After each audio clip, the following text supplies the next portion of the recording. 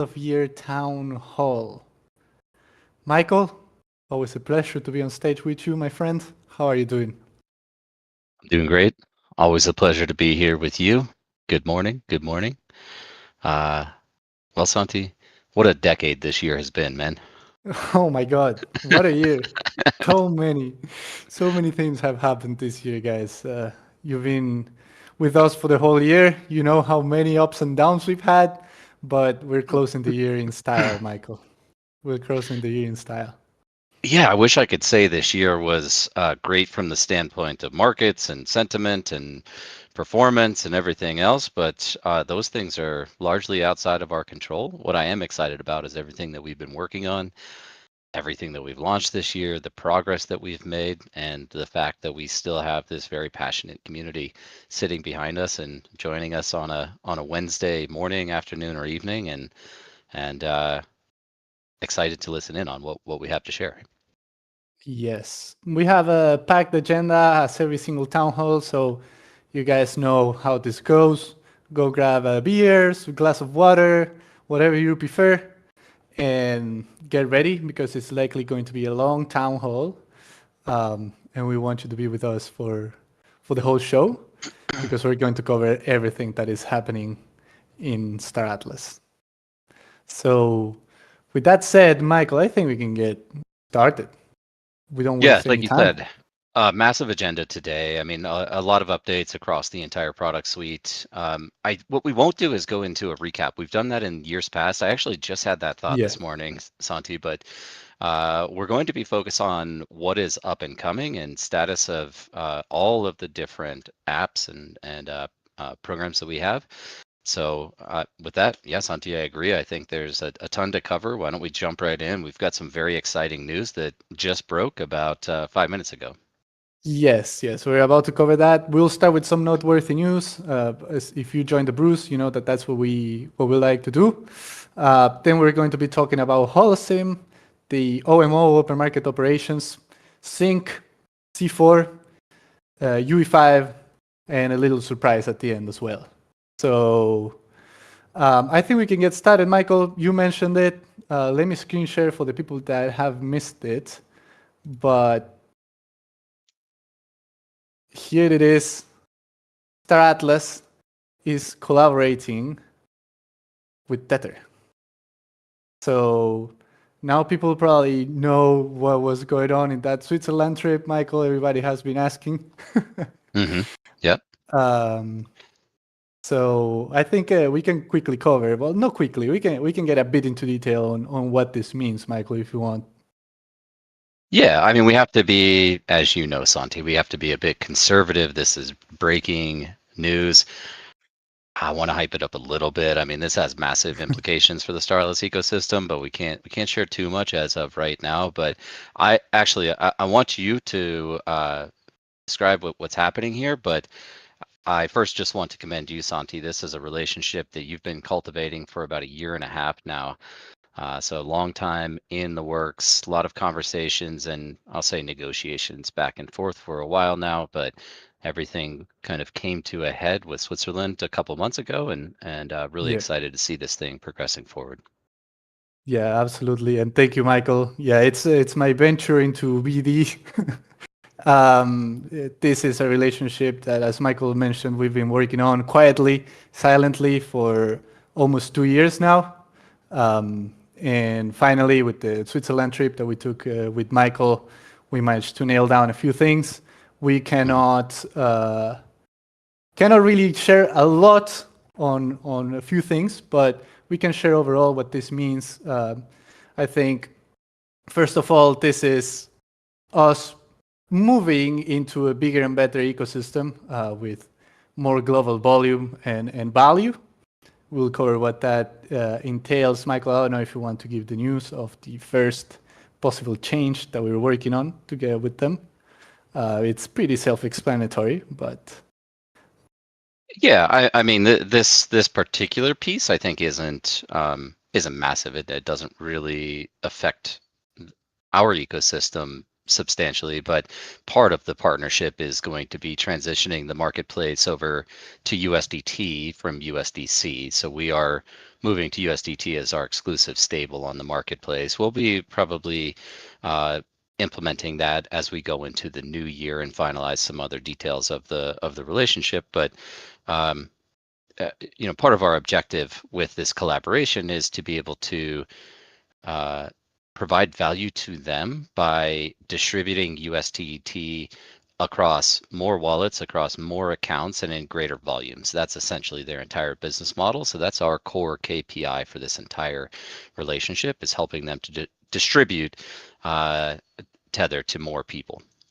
Yeah. What we can say, Michael, is that this is first activation and part of a bigger plan that we're working with Tether as a whole. Cannot go into details on what can be coming next. We're in discussions with them, but it's a great first announcement, right? So. Yeah.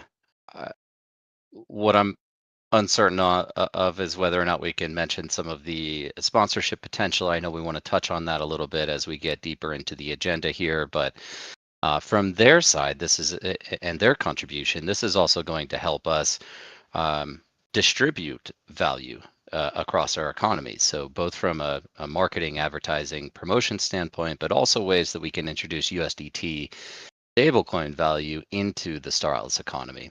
So again, have to be a bit conservative in what we share specifically here. But again, this is a really exciting development for our economy, and really what I think is for the future of the cyber nation, which is really core to our North Star, is building out a digital ecosystem, a digital universe, and a digital society that is accessible to people all over the world. And this is going to help us achieve that objective. Yeah. Again, it's a great relationship we've been cultivating. This is the first collaboration that we're doing with them. And yeah, it's this is massive for Star Atlas and also for Tether as well, because we can leverage our game, our potential, and also Tether's volume, the incredible tech that they have, and the network to help expand Star Atlas and also Tether's USDT expansion as well. So really looking forward to what we are working on with them. Cannot mention anything else, but shout out to the Tether team also for believing in the future of cyber nations and gaming. So that's the big news. But again, Santi, congratulations and commendation to you. In terms of your debut into the business development world, this was a great starting point, and well done on bringing this over the finish line. Thank you, Michael. Thank you, Michael. It was a collaboration. Michael he played a huge role, and we did well. Well, you brought in the closer. You brought in the closer at the right time. Yeah, no, it's great. It has big implications for the future. So looking forward to what we can do with them. Yep. But yeah, that's the big news for today. You can go share that, post it everywhere, and go support the post that we just did with them. So some dollars in the chat. Dollars in the chat, guys. It's a big step forward for us. Go. Dollars for Tether as well, for believing in gaming and the cyber nations. Yeah, very true. Not to cast a negative shadow on this announcement, but obviously gaming and metaverse and the things we focus on and specialize in has not been in the spotlight this year. So seeing this again come across the finish line, given the current market sentiment around our segment, is quite positive. Yep, absolutely. And that's also because of the community and everyone involved. We've showed them the volume that we have, the committed community that we have, and everything that we're working on. And just with Sage and what's coming with C4 is just everything is super exciting. And the potential for stablecoins in our universe are limitless. So, yeah.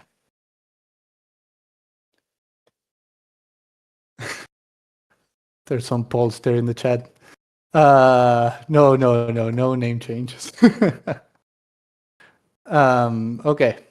We can keep moving here, Michael, if you want. A few Yeah. more noteworthy news. So first, we want to cover that the Aries Blessing new month is starting. So as you know, you can earn codes by participating in events in the Stratos community. So the new month for Aries Blessing is coming. I'm trying to find the asset. Now I just lost it. But 5K in prizes for you guys to take a shot at by earning tickets and participating in the Stratos events. And we will have a code for you guys today. So stay tuned. And I just found the image.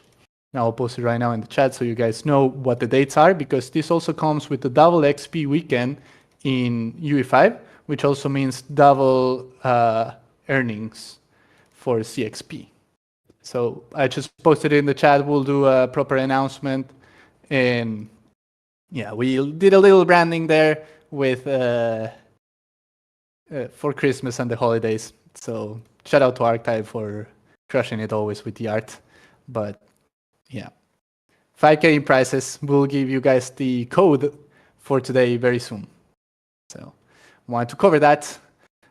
Moving on from that and kind of speed running a little bit here, we want to give you a shout out to Super Phoenix DAO for hosting the Super Phoenix Racing Tournament. They hosted this in Abu Dhabi and also digitally, of course. It was a massive effort. I know there were a lot of people involved, and it was the biggest Star Atlas racing tournament to date. So we wanted to give a shout out to Super Phoenix Sports. Good job. And to them on the launch of their mobile betting, skill-based betting application as well. That's pretty cool. So I don't know if everybody knows what Nord has been working on with that betting application, but it is essentially an esports betting platform. So with the intention of fully integrating Star Atlas Racing into that so that people can bet on specific racers through various tournaments and other events and can pick their horse, so to speak, on who they think will win these races. And that's pretty cool. It's something that we've aspired to at some point to introduce skill-based betting across really Star Atlas, and that could be in the arena shooter, it could be racing, it could be dogfighting arena, it could be many different ways that we implement that, but it's really cool to see this innovation taking place externally via third party, and big kudos and congrats to them on the launch of that app and the tournament. Yeah, great job. Great job. So yeah, shout out to Super Phoenix Racing and Super Phoenix DAO, Nord and the whole team. Big community effort. So shout out to them. Also, the party that the guys hosted, that the community hosted, the Aries Bounty in Abu Dhabi also looked fun, Michael. Let me tell you that. I saw some people singing, dancing. I had major FOMO. Major Same. FOMO. I saw Same. Torin there dancing. Yeah. Major FOMO. Was his little dog there? Probably. We What met was him. a highlight of my of a Switzerland trip for me. Yeah. Little True. Pomeranian. No dog. Wow. Disappointed. That's incredible. They left Captain Floof. Okay. Moving on from that, Sync Origin is now live. You guys can start earning CXP in the new season.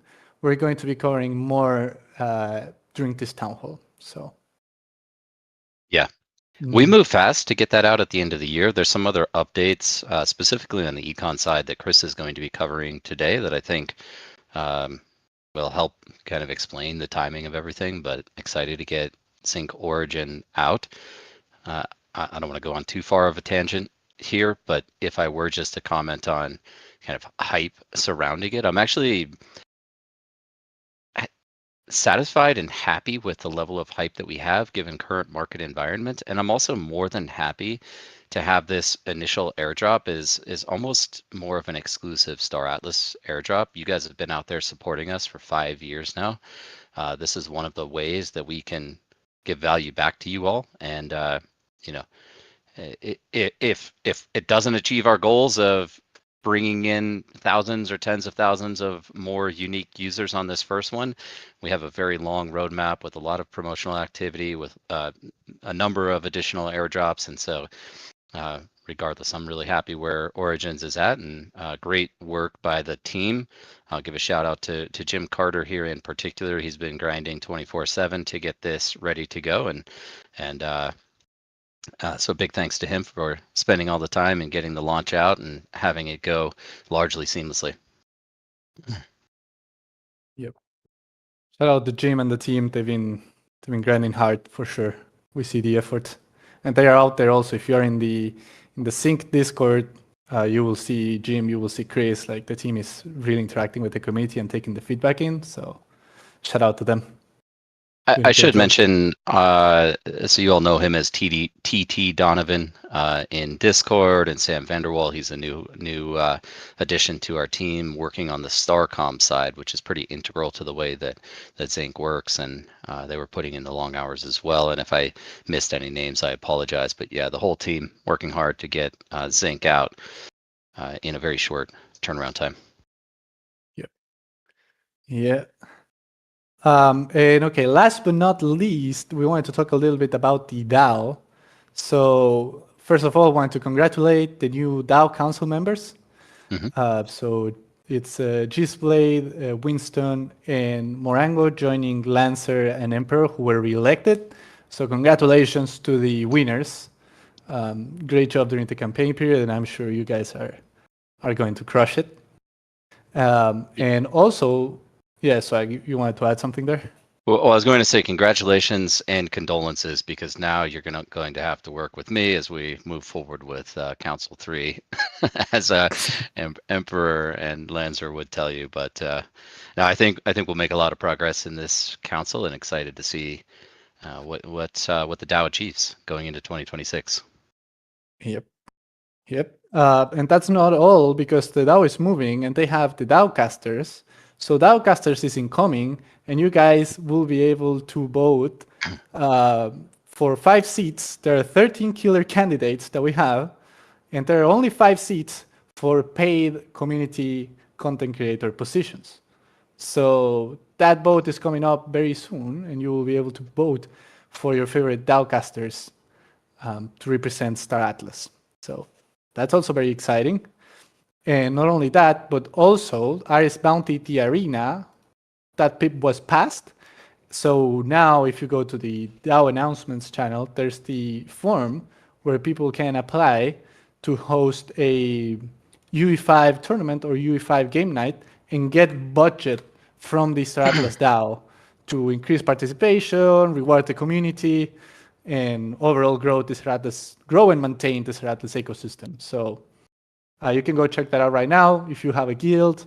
I know that some Solana gaming fellas are out there, and any guild who wants to host, or community that wants to host a game night, the DAO will match 2-to-1 the prices that you guys put up. So get involved. It's a big opportunity for the community, and yeah, good job by the DAO Council and the DAO as a whole, the community, for passing that. So I feel like there's a corruption of our loading screen character. yeah, I saw that. Onizuka, dude. But yeah, I think with that we cover all the noteworthy news. Michael, did I miss anything before we keep moving here? No, that's a great starting point. I think we should probably just high level let people know what we're talking about today, just in the agenda. So I'll just run through it really quickly. We have some HoloSim updates coming out. Chris is going to jump on to talk about a number of economic changes. We'll touch on Zink Origin. A brief note on C4. Obviously, that's a big topic. I'm sure there's a lot of questions out there. We'll just touch on it briefly. Some UE5 updates from Danny and Brad, and then a special announcement at the end. But yeah, still an action-packed agenda ahead of us. If you just missed also what we chatted about, we talked about the Tether announcement. We're not going to get into it again, but you can watch the recording later. And if you completely missed that, I just posted the X post that we did. If you want to go check that out. But so massive implications for the Stratas ecosystem on that.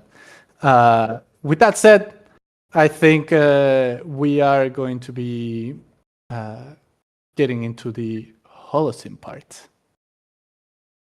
So, John, welcome to the stage. Hello. Check. How's it going, everybody? Going great. How are you? Good. I don't have my wingman with me today. Jose is. He's here in spirit. I see him in the chat, but I'm going to be covering all this by myself. So, Jose, congratulations on the new addition to your family as well. Yeah, that was in the chat for Jose. Before we keep moving, Jose just became a father, so that was in the chat for our good penguin. Yeah, super excited about that. Yeah, so welcome. Bear with me while I get this set up here. Yep. Share my screen.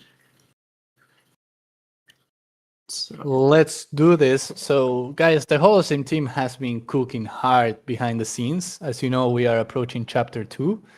So we'll give you a little sneak peek of what's coming.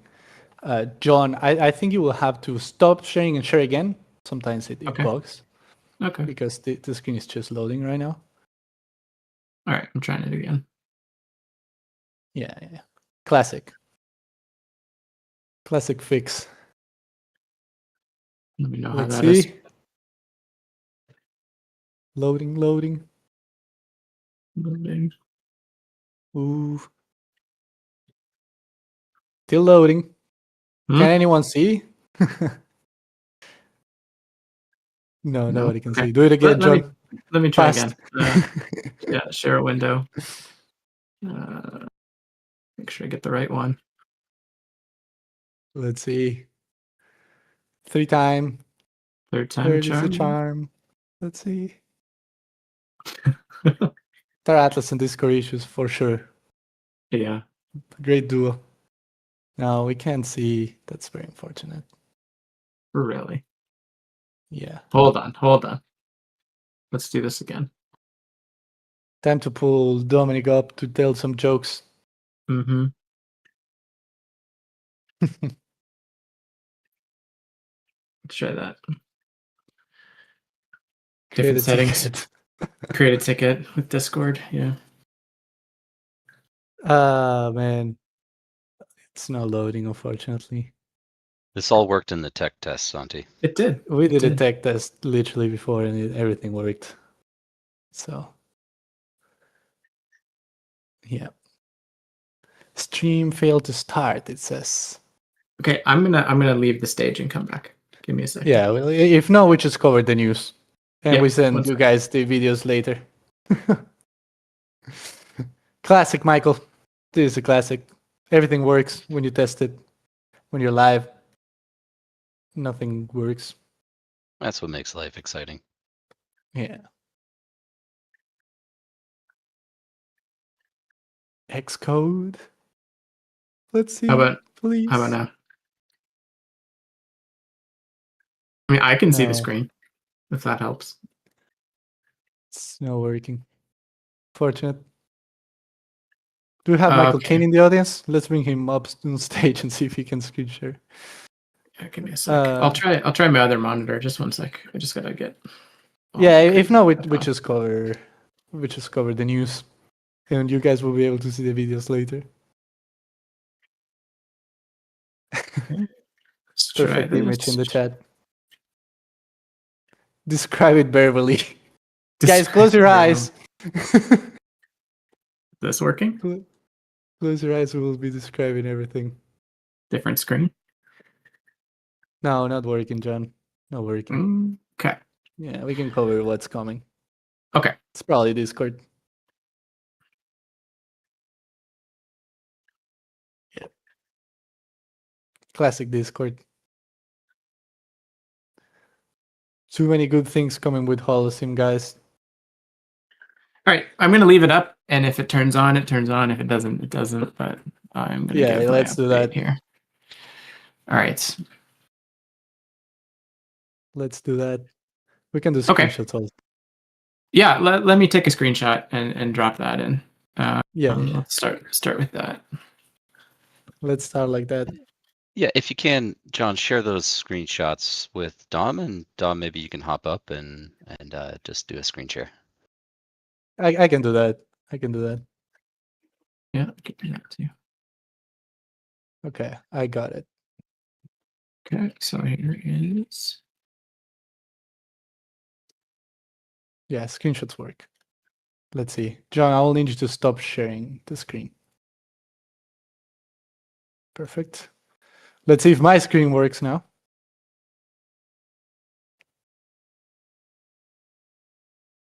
Let me know if you guys can see this. Yep. Okay, it works. Nice. All right, John, I think we can get started. Okay, I'm just gonna send you a couple more, and then as I talk about them. So here's the battle log, and here is the NPC as well. Okay, so we have a lot of new things coming with HoloSim, and we have a lot of old things that have been improved. So I don't want to focus too much on the new stuff. I want to talk a lot about what's been improved. The major focus of this release was reliability and performance. And the core of that upgrade was an infrastructure change from using Starcom to RPC. We started that change halfway through the open beta, and we ran it through chapter 1, and now that change is complete. And so all of HoloSim runs on RPC. It's more reliable, it's fast, and being on AtlasNet, there's no cost to the players. So we see a big improvement in reliability in that change alone. If you're looking at the screenshots, there's a number of aesthetic changes. We're constantly replacing the red triangles, blue triangles, whatever, with new things. So you'll notice the star bases are actually star bases, and their images reflect the tier of the star base that they are. Asteroid belts are real asteroids orbiting those systems. That animation happens. It's very smooth. There's no lag. There's no lag anywhere in any of the ships moving across the map. There's no lag in the asteroids. Nothing like that. So really big performance improvements there. The second major piece to HoloSim is game design improvements. And we've taken a lot of steps to make things that were, shall we say, like that could be exploited, or things that just didn't have guardrails. They now have better game design to them. So right off the bat, I'm thinking of the marketplace and just being able to trade stuff with yourself. So we've seeded the marketplace with data from chapter 1, and now the NPC will provide buy and sell orders at every starbase for every item in the game. And this allows you to be an entrepreneur at any sector. You can go and you can mine iron in the medium risk zone, and you can convert that iron into other materials at the local base, and then you can you even convert it into starbase upgrade items, for example. So logistics have come down. It's not so logistic heavy. You can simply mine what you want at a given sector, and then convert that into new resources, and convert it into R4, and then eventually convert it into starbase upgrades and ships. Likewise, ships will be available for sale from the NPC, and they'll also buy back your old ships from you, so you have something to do with old ships. You don't have to worry about them becoming sort of derelict. So that's sort of the economics of it. One other... No more exploits, guys. You're not allowed. Exploits. Yeah. So speaking of exploits, like fleets now need to be fully repaired to be disbanded. You can't disband a damaged fleet, so you can't dock at a base and disband and reform your fleet, and so that hole's been closed. And well, then I give it. Sorry to interrupt you, John, but I give it about a day before Laranor, Sasquatch, and Sakhalin find some new exploit. But we'll address that as it comes up. Yeah. And we'll be ready when they do. So just to tie into that, though, another piece that was missing from Holosim was the evidence of an NPC, right? A lot of times players could go and just mine asteroids unopposed in the medium risk zone and just harvest those materials. And so we've created NPC fleets that now spawn in. You might see them in the version that's playing now, but as you mine at a medium risk sector, the ecos forces in that sector will aggro and attack you. And so the changes that we made recently to combat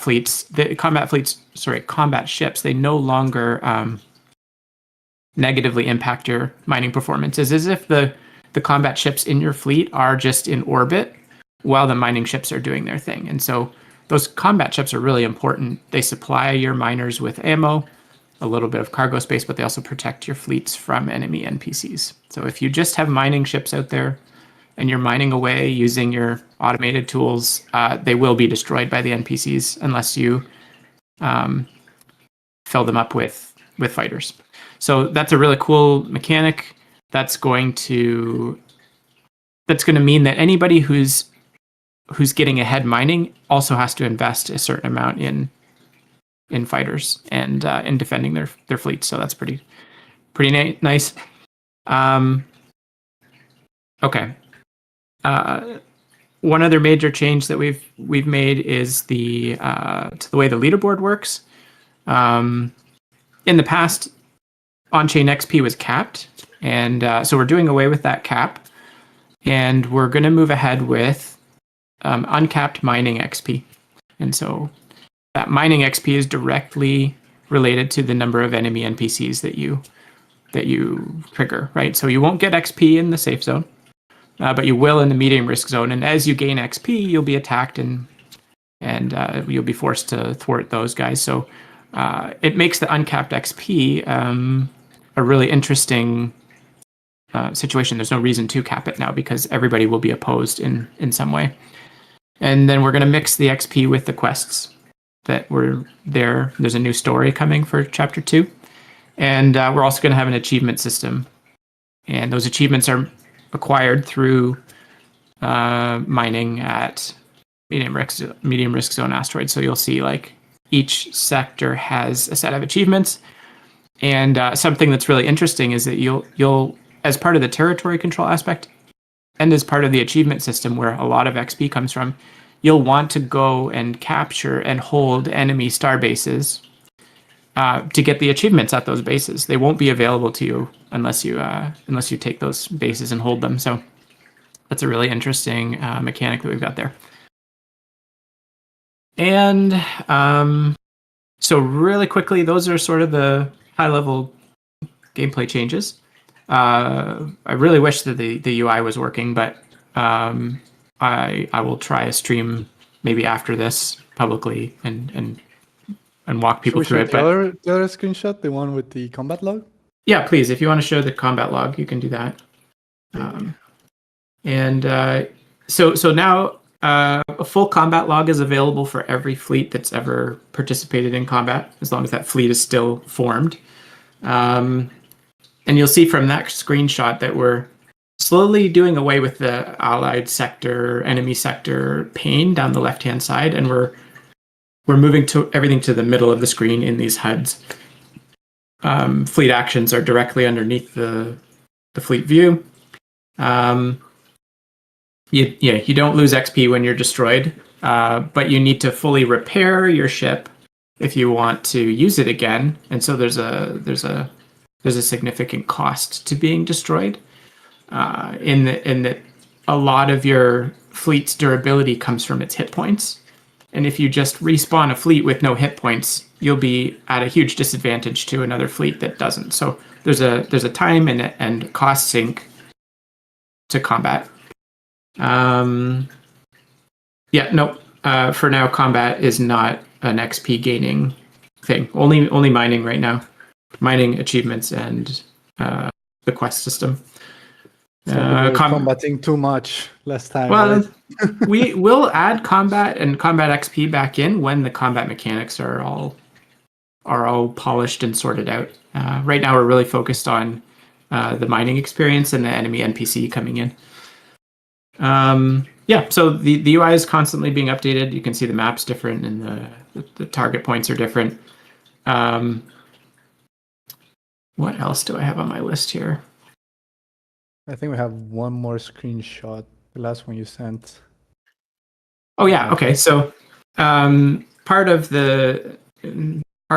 this new AI is that you get notifications from Sage as points of interest are found or as actions are taken. So you'll get, if you want, you can turn this notification system way up and you can get notifications about everything. But a few things that I wanted to show were she'll tell you when your fleet is out of resources. She'll tell you when you're under attack, and she'll tell you what sector that's in. So we're ramping that up. We have a whole new content production pipeline established, and we can churn out these really realistic AI-generated portraits that speak to you about what your fleets are doing, what sectors they're in, if there's enemies nearby. And so the game will launch with a basic set of generic prompts, and then as we see what you guys like or what works the best, we'll add more content in that way. And you'll notice I don't have a screenshot of it here, but the new quest dialogue will also have dialogue between the characters. It won't just be one narrator's voice. You'll have talking heads and faces for all the characters that are sprinkled throughout the quest line. And you'll have a unique quest line for each faction. So it would be similar objectives, but you'll have unique characters giving you your quests and talking to you through that there. And so you can kind of get an idea of what Sage looks like there and what some of those notifications look like.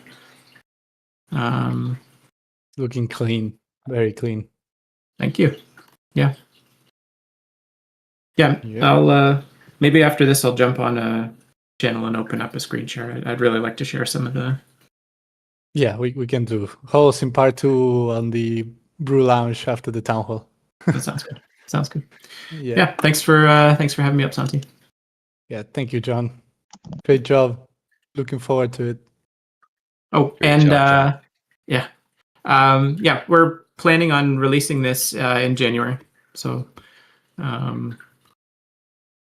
just casually snuck that in there. Yeah. Just casually. We already had a win in the chat. So, very January. exciting. Very exciting. It's my fish tank. Galley emergence. Oh yeah, getting a lot of comments about the fish tank. I found it quite soothing, John. Not yeah, me too. Did, though, apparently. I'm really surprised you guys can hear that. They want the fish to die or something. Come on, guys. But yeah, thank you, John, for coming on stage, brother. And guys, you heard it. Anytime. Major fixes to the infra, new things coming also to the UI, combat logs, new mining mechanics, NPC fleets. So it's going to be very exciting. Chapter 2 is going to be huge. John, do we think the Guardian of the Galaxy will have to make a return? Absolutely not. Okay. It's unfortunate. Unfortunate. Yeah. Yes, Chapter 2 kicking off in January, which is actually a thank you again, John, for joining. Actually a decent segue into our next segment, Santi. Yep. Thank you, John, again. Appreciate you coming on stage, Thanks, brother. See you later. Yep. Thank you. And okay. Too bad we couldn't get the streaming to work, but we will pull together some videos and share those and kind of show people what's happening in real time. I think some really incredible improvements across the UI and UX. Jeff on the team, incredible job there. But the new mechanics, the new infrastructure, we're hoping for much more stable and performant launch this time around. So for everyone that was there with us in chapter 1, we appreciate you struggling through some of the complications that we ran into, but it was still quite a fun season. I ranked 75th. Santi, where did you land? No, it's shameful. I'm not even going to share. Yeah, All right, you, well. you had to play every day to just You rank did. like 75. It was And I did. daily. I did. In fact, I on meetings in the background, I was managing my fleets and taking calls. So that's the kind of dedication you have to have, Santi. Yes. Arthur is saying basically you had to not work. I'll have you know I'm an expert multitasker. Yeah. But yeah, looking forward to chapter 2. I think it's going to be awesome. So yeah. I agree. Cool. Yeah. Well, so just a final point on that is part of this relationship with Tether is that we are looking at introducing them as the core sponsor of season 1, chapter 2. And so we'll be adding some USDT Tether rewards to the leaderboard prize pool this time around. So that's already quite exciting and really just an introductory step again of this relationship with Tether. Yep. Very cool. Very cool. Yeah. Okay. We can move on to the next topic, Michael, if you want. And we could talk a little bit about Zink and the origin season. Yeah, we can. Not so much new to introduce here, probably more of a recap of what's going on. But as you all know, we kicked off the origin season yesterday. So this is the official airdrop season. The previous season was alpha. That was a test period that let us analyze the mechanics, analyze the data, dial in and refine all of the formulas behind the ways that you earn ZXP. I think that was quite successful. It was relatively short window. I think it was about 6 weeks. But over that time, we were able to really dial everything in from our side, and that positioned us to kick off this origin season. For anyone who is unfamiliar, the origin season is again the official airdrop campaign that is going to consist of a distribution of 10% of the total token supply of Zink when that concludes. And so now that we're officially live, essentially the items and mechanics that you can participate in are all exclusive to Star Atlas today. So that's, playing Unreal Engine Arena Shooter or Racer modes. That's playing Sage. That'll be HoloSim Chapter 2 when that releases. We do have HoloSim disabled for now, but when Chapter 2 releases, we'll be reintroducing that as a ZXP earning mechanic. You can buy items on the marketplace from Primary. Big updates on that today, actually, that I won't get into right now. And then, of course, staking or locking Atlas and Polis in the DAO lockers. Those are all of the core mechanics that we tested through alpha. One item we did introduce yesterday, and this was really at the request of the community, but we've added claim stakes as a ZXP earning mechanic. Quick asterisk on this. It was added last night. We did see values in excess of what I think we anticipated. So Chris has already been grinding on that and is going to be updating the formula there. That will be applied retroactively. So the ZXP that was earned yesterday is going to be modified. Of course, we need to maintain the ability to do that at any point throughout the airdrop season if we see any data that deviates from our intended outcomes. And so, but at the addition of claim stakes. I also want to point to, and I'm not screen sharing or anything here, but you all probably have the Zink dashboard up in the background. I do want to point to the multi-pass rewards. Now, I don't think we teased or talked too much about what this is during the alpha season, but this is something that we had scoped out since inception.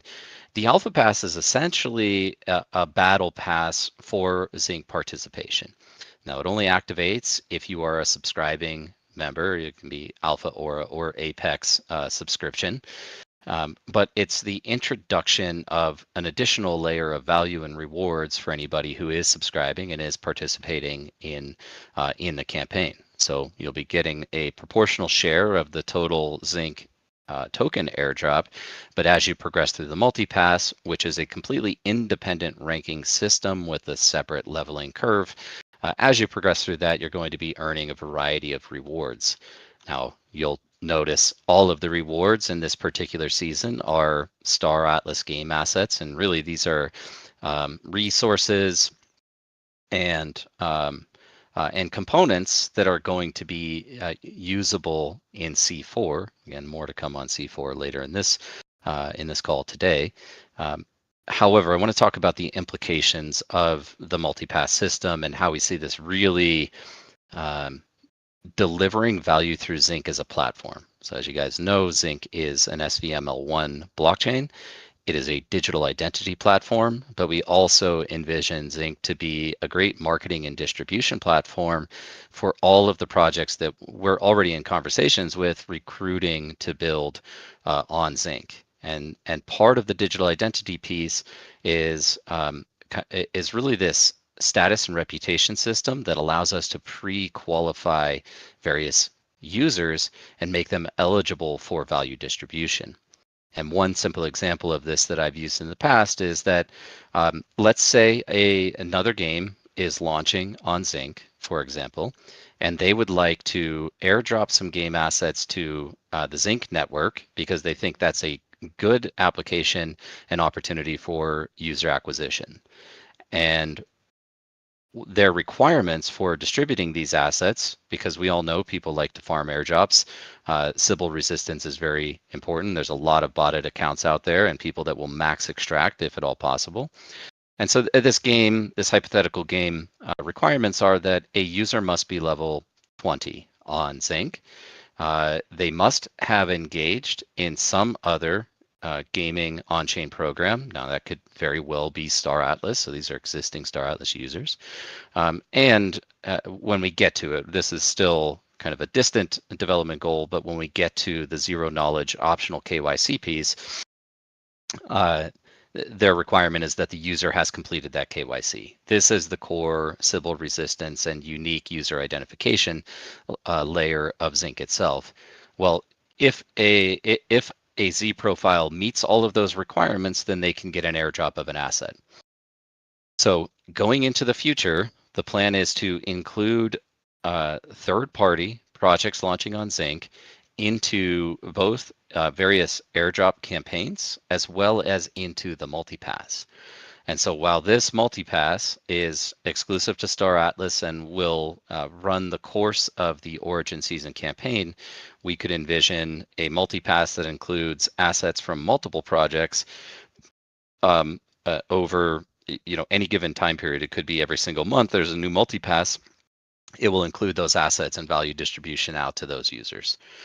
So I'm pretty excited about this. It turns Zink into a marketing platform on top of being digital identity and the SVML1. So that's largely it in a nutshell, Santi. If I were to recap on Zink, our motivation for doing this was largely driven by user feedback at the beginning of the year, and that was related to network stability on Solana and really priority fees, but transaction fee issues, and how much of a user's profitability was consumed by Solana fees. This, you can imagine, came as quite a surprise to us. We built on Solana because of the scalability, because of the fast transaction settlement, and really the low transaction costs. So never did we imagine that we would encounter a situation where transaction fees actually negatively impacted our users. Certainly not to the extent that we encountered at the beginning of the year. And so Zink was really born out of necessity. Now, we were in the advantageous position that we've been building this infrastructure out, what you all knew as AtlasNet, over the last couple of years. That was a dedicated private network that we used to test our own program deployments, but that became the foundation of the blockchain. And a player profile, the primitive that is used in Sage today that allows seamless automated auto-approved transactions in game, so you can have a real-time gameplay experience without having to manually approve transactions. Well, that became the foundation of the digital identity piece, and that's been in development since 2022. And so it was the combination of those two elements and foundational programs that ultimately led us to the creation of Zink. So launching a blockchain is not easy. It's not necessarily a direction I ever wanted to take. We have enough work in front of us just building out the largest and most immersive digital universe in cybernation the world's ever seen. However, again, Zink was born out of necessity. And so here we are, and I'm really happy with the way that things have played out. And I think that there's a great opportunity for value distribution to the existing Star Atlas community, as well as a great opportunity to cast a wider net, if you will, and achieve wider distribution to the crypto community, crypto audience, new users, and a better experience overall. But Yep. I guess just two other items of note here, and I'll just wrap up on this section. But in terms of timing, I'm sure a lot of people are wondering, when is this all launching? And naturally, we're not going to provide any specific dates here. Again, we have a great foundation with all of the effort that's gone into the two primitives over the last couple of years. We are pushing hard for a mainnet network genesis event, and just to perhaps consolidate everything that is going to happen with network genesis. So that's the launch of mainnet. First of all, it would be the token generation event. There is a possibility of a token sale. I'm not committed to that just yet. We're going to continue to assess that as we go into the new year. This will result in the end of the origin season. So we'll close that out, and whatever your allocation is following any final analysis and data authentication that we want to do, that would result in your airdrop allocation of that 10%. It is, and this is the really critical piece here, but will be prior to the Genesis event, we will be kicking off C4 PTR. That's the playtest range. That's when we're going to be testing all of the mechanics of Sage C4 itself. But critically, when we go live with mainnet, C4 will be launching with it as well. So that will be the very first application running on Zink. It is going to bootstrap the network. And I've mentioned this in the past, but what is a strong competitive advantage for us with Zink is that we solve this cold start problem. We're not necessarily reliant on external parties to start building on the network before we have any activity. We're launching with Sage C4, which I think will see some significant multiple of current daily transactions, which is anywhere from, I think, 1.5 to 2.5 million transactions per day in Sage. We'll see an increase in that because of the C4 mechanics, and I think we could see a substantial increase in transaction volume with growth in the user base. So I think we have at least a 10x to 20x potential in daily active users when we launch C4, and that's coupled with additional daily transactions. So we might see an order of magnitude more transactions per day. Why am I mentioning all of this? Well, one of the methods you can use to derive the intrinsic value of any blockchain network is based on the actual activity on that network. And so if we're looking at 50, 60, 100 million transactions per day, that would put us right up there with Solana in terms of daily activity, and that's on our Genesis event. So really exciting opportunity and potential in front of us on C4. So those are the things that are all coming together with the mainnet launch. And then just two final points here. One, there were questions about a bridge. We will have a bridge. It is going to be a zero fee bridge, so you won't have to pay any cost in assets to transfer between Zink and Solana. And this is a two-way bridge. You will have to pay the Solana transaction fees, naturally. One kind of piece of information that we've been holding back for a long time now, but I will reveal with you all today, and this really relates to Sage and your assets on the map and the placement of those assets. we're not going to force you guys to transport all of your materials back to the CSS. What we will do when we're ready to migrate to C4 is automatically teleport all of your assets back to the CSS on your behalf. And from there, it's really big news. I know a lot of people have been asking this for many, many months now, but so we're going to transport everything back to the CSS, yes, for free. Everything will be deposited there. And the transition and migration process from Sage on Solana to C4 on Zink should be as simple as a button click. Now, I don't want to overpromise here. We still need to sort all of this out, but should be as simple as essentially withdrawing from the Sage game ID will transfer your assets to Zink and directly into C4. So it should be a much cleaner transition between game IDs and between blockchains. So there's that. That's the big news. I'm just going to close with validators. A lot of people have been asking about how to become a validator. We did make the decision over the last couple of months that this is going to be a completely open and permissionless blockchain on day one. This is a deviation from our original plan, which was intended to be a permissioned network with pre-approved and pre-authorized validators. We're scrapping that. We're saying anybody can become a validator on day one.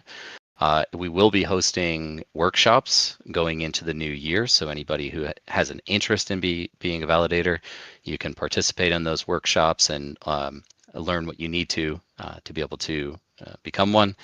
To me, the outside of helping us achieve decentralization in a kind of faster methodology, this is really solid for tokenomics.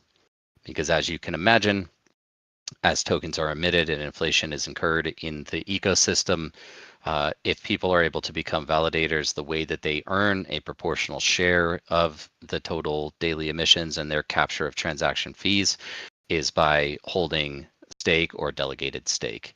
And so the intention here is that people will be buying Zink openly to stake and to earn their share of emissions. I think this is really a net positive for tokenomics and for stimulating demand. Yep. So yeah, Michael, I think you deserve a glass of water right now, as usual in the town halls. That was a great coverage of everything Zink related.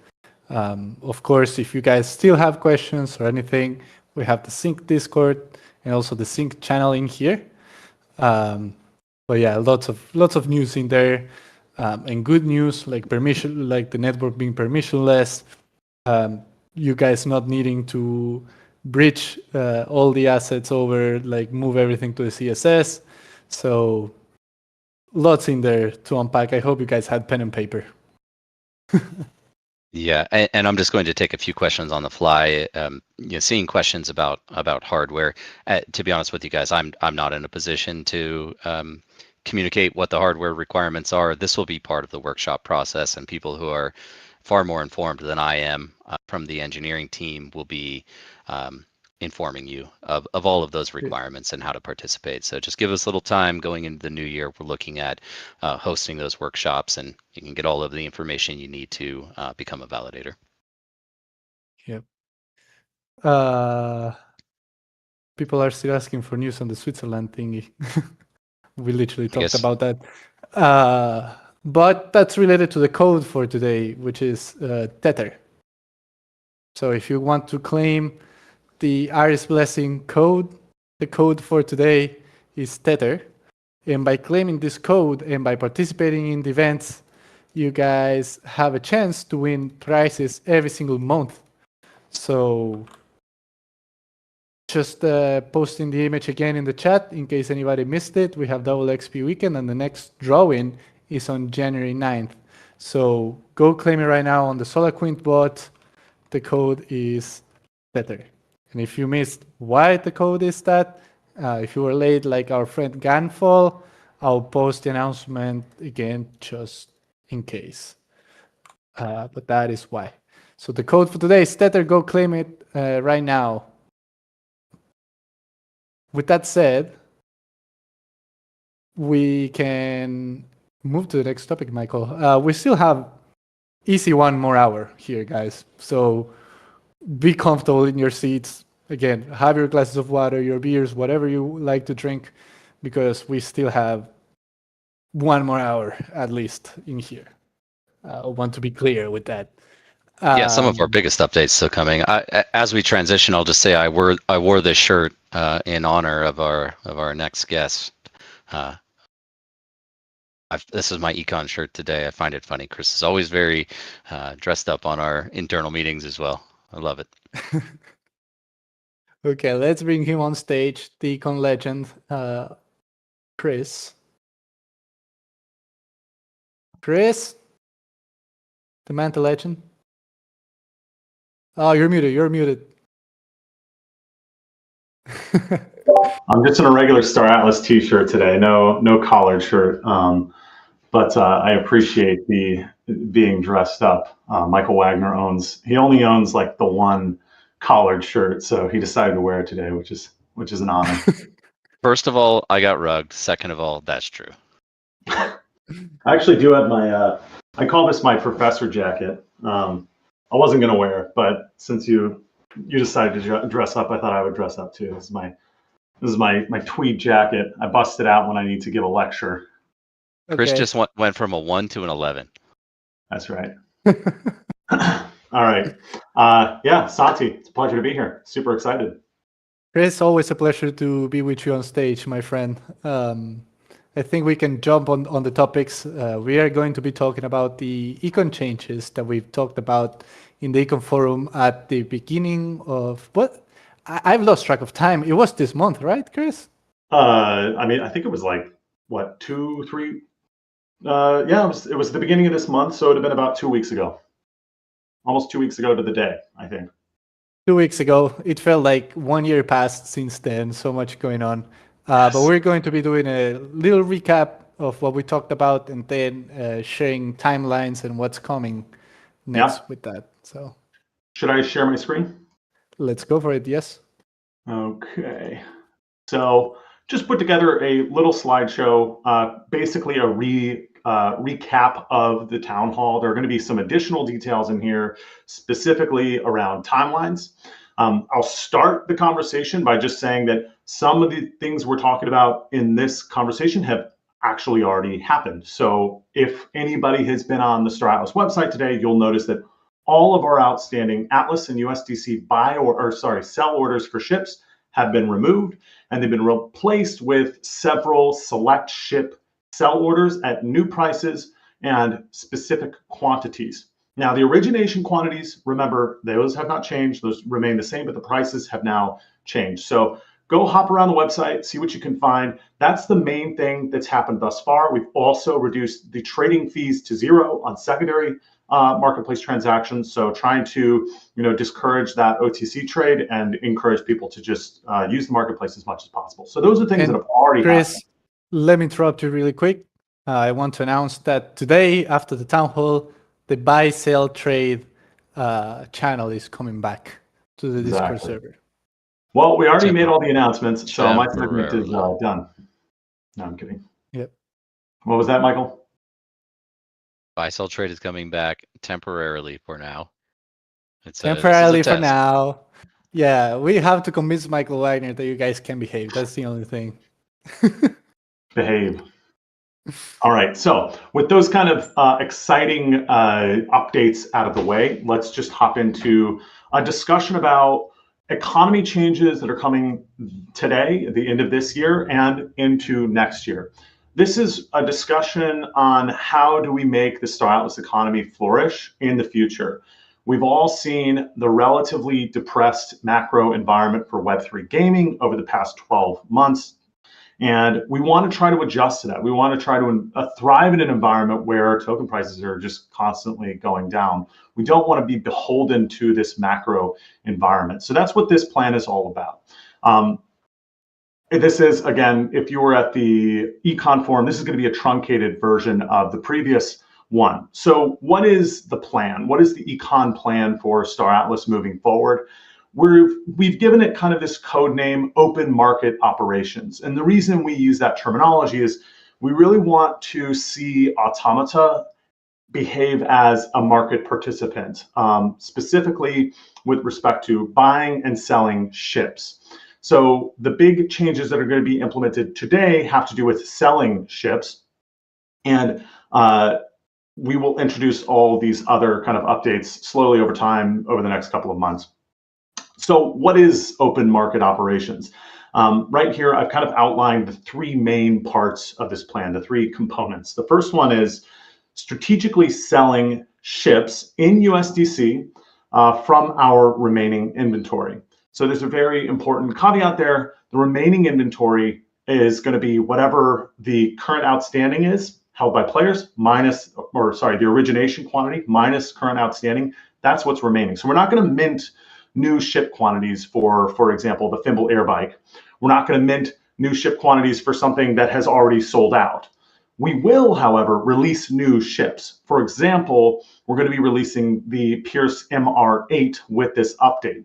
It will use the new pricing function, and it will have an origination quantity that is fixed, set in stone, and that will never change. Okay, so that's step number one, probably the most important part of the plan. It's the way that we can start generating revenue again, and we can start to offset our token sales with this revenue. The second component here is strategic ship buying in Atlas from the emissions curve. So just like we'll be on the sell side of the market, we also are going to be on the buy side of the market. So we're going to strategically choose ships that we feel are either strategically weak in the game or strategically advantageous for us to purchase. For example, you can imagine a system where you craft a ship in Sage and then you're able to sell it to us, much the same way you would do with a faction infrastructure contract.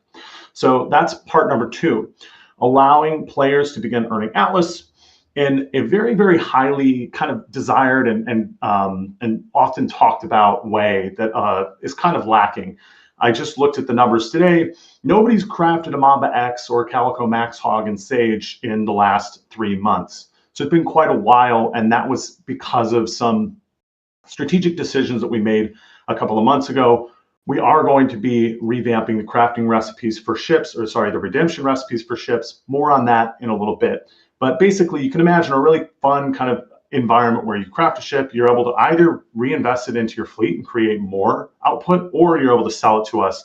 And that will be purchased using the Atlas emissions curve. So we'll basically substitute Atlas that would be earned somewhere else. Instead of earning it from Fix, you'll earn it from ships. And then finally, point number 3 here, this is also a super critical component to this plan. Ship revenue earned in USDC is going to reduce Automata's Atlas and Polis liquidation and even increase buybacks. So basically, Automata is going to offset our daily token liquidations on decentralized exchanges 1-to-1 with our earned USDC. So if we earn 1,000 USDC on a day, in the next month, we will offset our USDC or the amount that we're selling by that amount. Once the threshold is met, once some threshold is met, let's say we choose a target of $10,000 a day or 20, whatever it might be. In fact, we'll no longer be liquidating tokens, but we'll actually start buying Atlas back from the marketplace. This is a super, super critical part of the flywheel. So Automata will buy back 30% of every dollar of revenue from the marketplace in Atlas and Polis. So those are the 3 big components. What I want to do next is go through some details outlining, okay, how is this exactly going to work? Because this is pretty confusing. I have a little caveat at the bottom. Don't panic. If you haven't seen this, don't panic. We're going to go through those all those different details, and then we'll go into the timeline, what's next, and where are we going today and in January. So I want to talk about some guardrails for open market operations. A lot of people might see this plan, and without seeing some of these additional details and guardrails, they might think, well, Automata is just going to choose the cheapest possible price that they can sell all their ships for, and they're going to dump them into the market, crashing the market. That's absolutely not what we're going to do. And you'll notice, at least as of this morning, when we pushed out the update for open market operations, all of our buy or sell orders for ships are going to be slightly above the best possible are slightly above the current market price for a ship. Oftentimes what this means is that there is going to be an outstanding sell order that's actually below our price. So we're never going to have the cheapest price on the marketplace when we initialize these open market operations. The idea here is that we must sell through, the marketplace must sell through the current sell supply before it hits Automata's sell orders. So that's what this pricing function is all about. It's not algorithmic, it's not exploitable. Each price is determined by the economy team using data, theory, and intuition, and it's always going to be above the market price. So if you go in, at least the last time I checked, for example, we have an order in for the ruck. I think it's set to either $1.30 or $1.50, something in that range. You'll notice there are a bunch of sell orders that are for the ruck that are far below that. So we're not hurting anybody's sell orders. We're not hurting anybody's profit. If the market for the ruck takes off, we will start to make revenue as they sell through those lowest sell orders, those lowest price sell orders. So the pricing function, it looks at historical data for trades and it tries to find an optimal price. And it also looks at outstanding trades for selling and for buying. So we're looking at pretty much not just the historical like trading book, we're also looking at the current order book. What's on the buy side, what's on the sell side. And we're very, very carefully selecting the assets. You'll notice that we only have about $750,000 worth of assets up for sale right now. Compare that to before, which was probably close to 20 million. No, we're not also, the second component here, the quantity function, we're also, in addition to pricing properly, we're also putting in enough quantity that we think that the market can A, handle, and B, allows us to update our prices in a timely fashion. So let's say, best case scenario, the price for an asset is skyrocketing. We're going to sell through some percentage of our supply that we believe the market can bear, and then we're going to reprice, we're going to do a re-evaluation of that order. Let's say that the price is moving on the upward, it's upward trajectory. We're going to come in with maybe an additional 20 or 30 units or something, depending on the asset.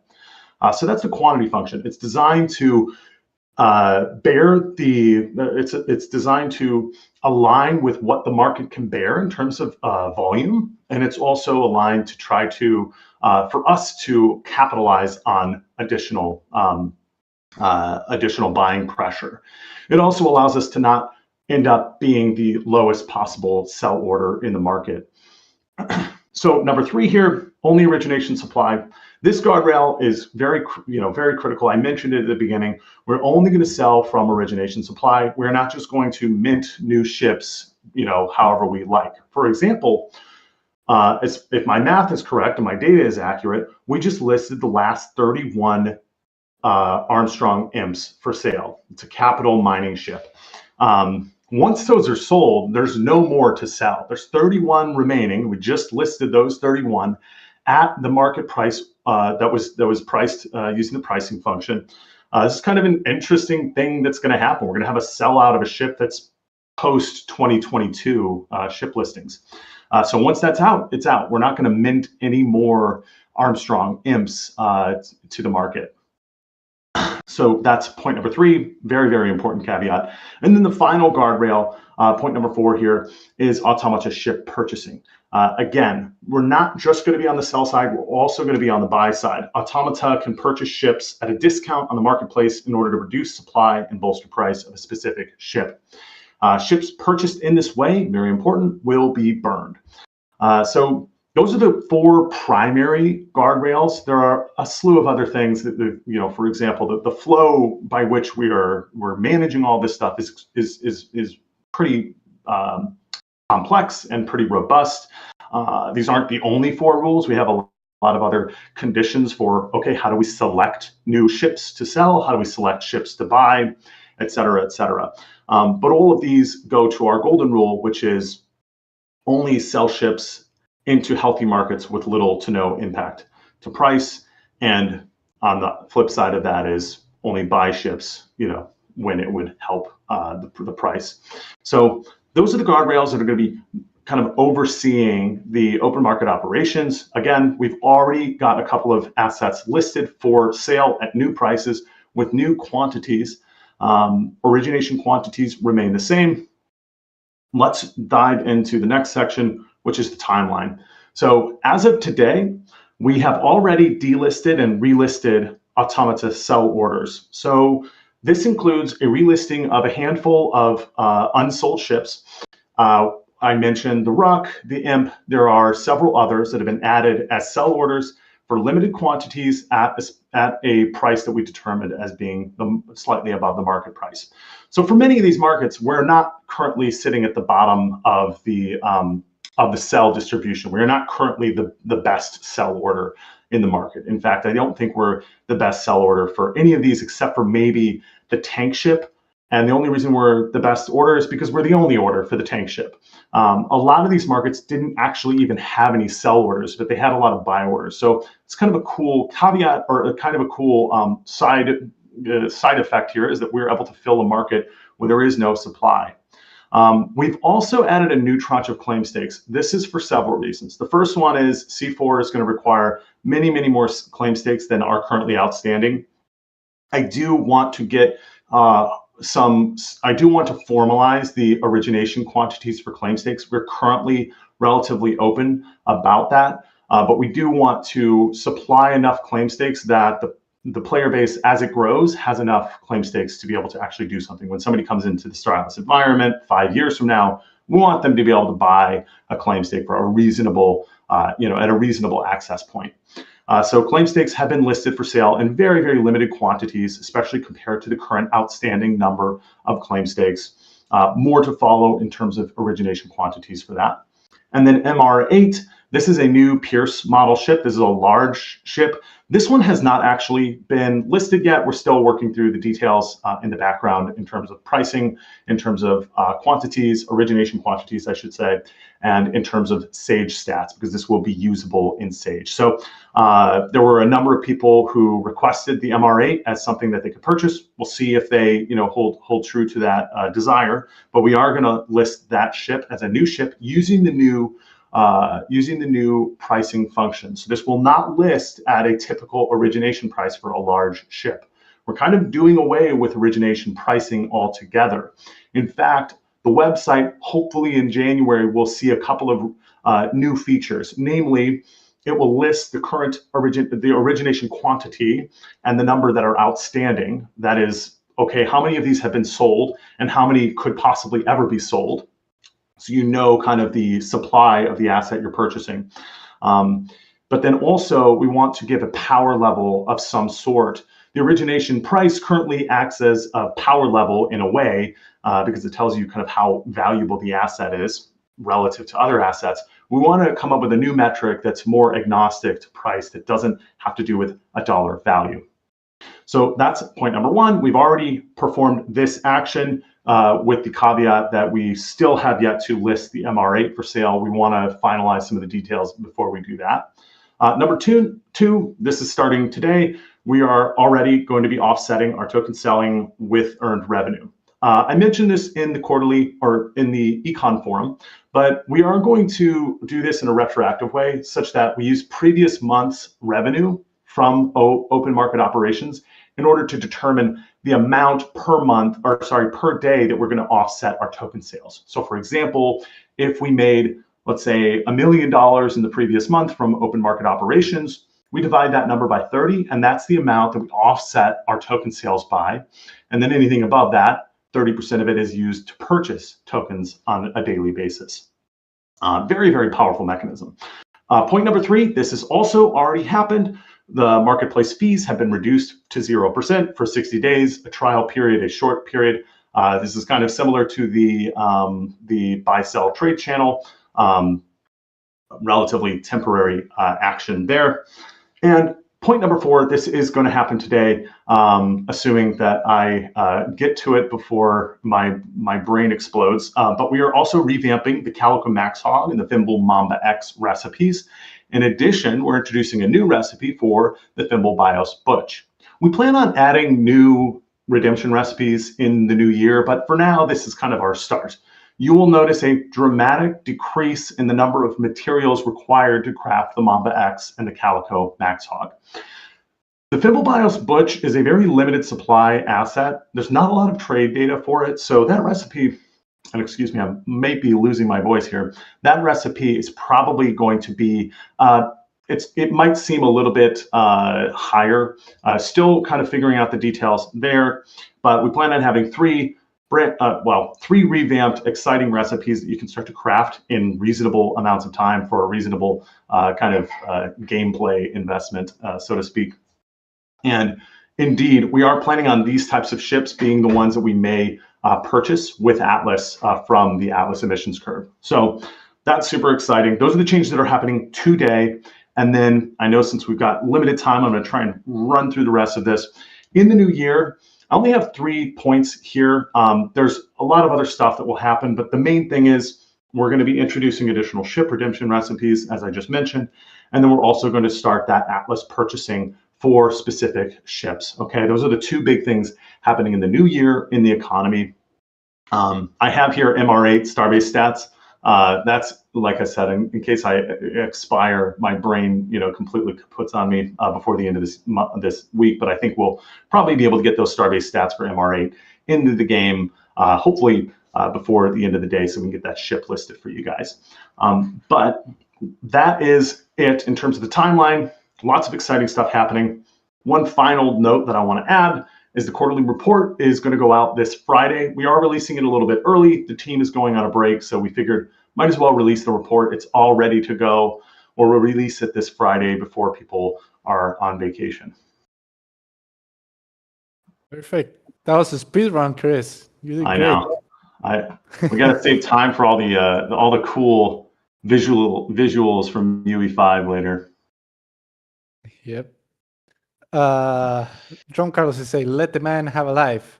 Yeah. Chris was drafting all this while at the same time working on the econ report. So there you have it. The report was it's hopefully you guys enjoy it. It'll be a little bit different than what we've had in the past because different researcher, even different data, different programming language. So it should be kind of cool. I'm excited. We've gotten good feedback on it so far internally. Chris is lucky we let him open the blinds on his window, let alone have a life. The sun goes down at 4:20 before my workday even finishes. Santi, you teased this. Chris, I didn't hear you if you mentioned it, but quarterly state of the economy report also coming out. Yep. Yep. Yeah, quarterly report should be released Friday. Exciting stuff. So I just want to say I was probably the largest dissident on this concept initially. We had a few other ideas that we were tossing around in terms of how we could achieve a structural repricing of game assets through a number of conversations, debates, internal discussion. We landed on this open market operation concept, and I have to say I'm really, I think what you achieved is really promising. The combination of not only becoming a secondary market participant, enabling us to generate revenue, that's incredibly valuable for us as a studio. My concerns were around the perception of debasement of game assets and devaluing of game assets. But I think the ability to couple this with Atlas emissions through open market operation purchases, so a new earning mechanism, the ship redemption recipes, so people are able to craft ships and maybe go sell those directly on the marketplace and earn Atlas from that. That's an entirely new game loop, by the way. Through this economic change, we're actually able to implement a game loop. Probably the most powerful and promising part of this, though, is the direct offset of token sales. I know this is a controversial topic.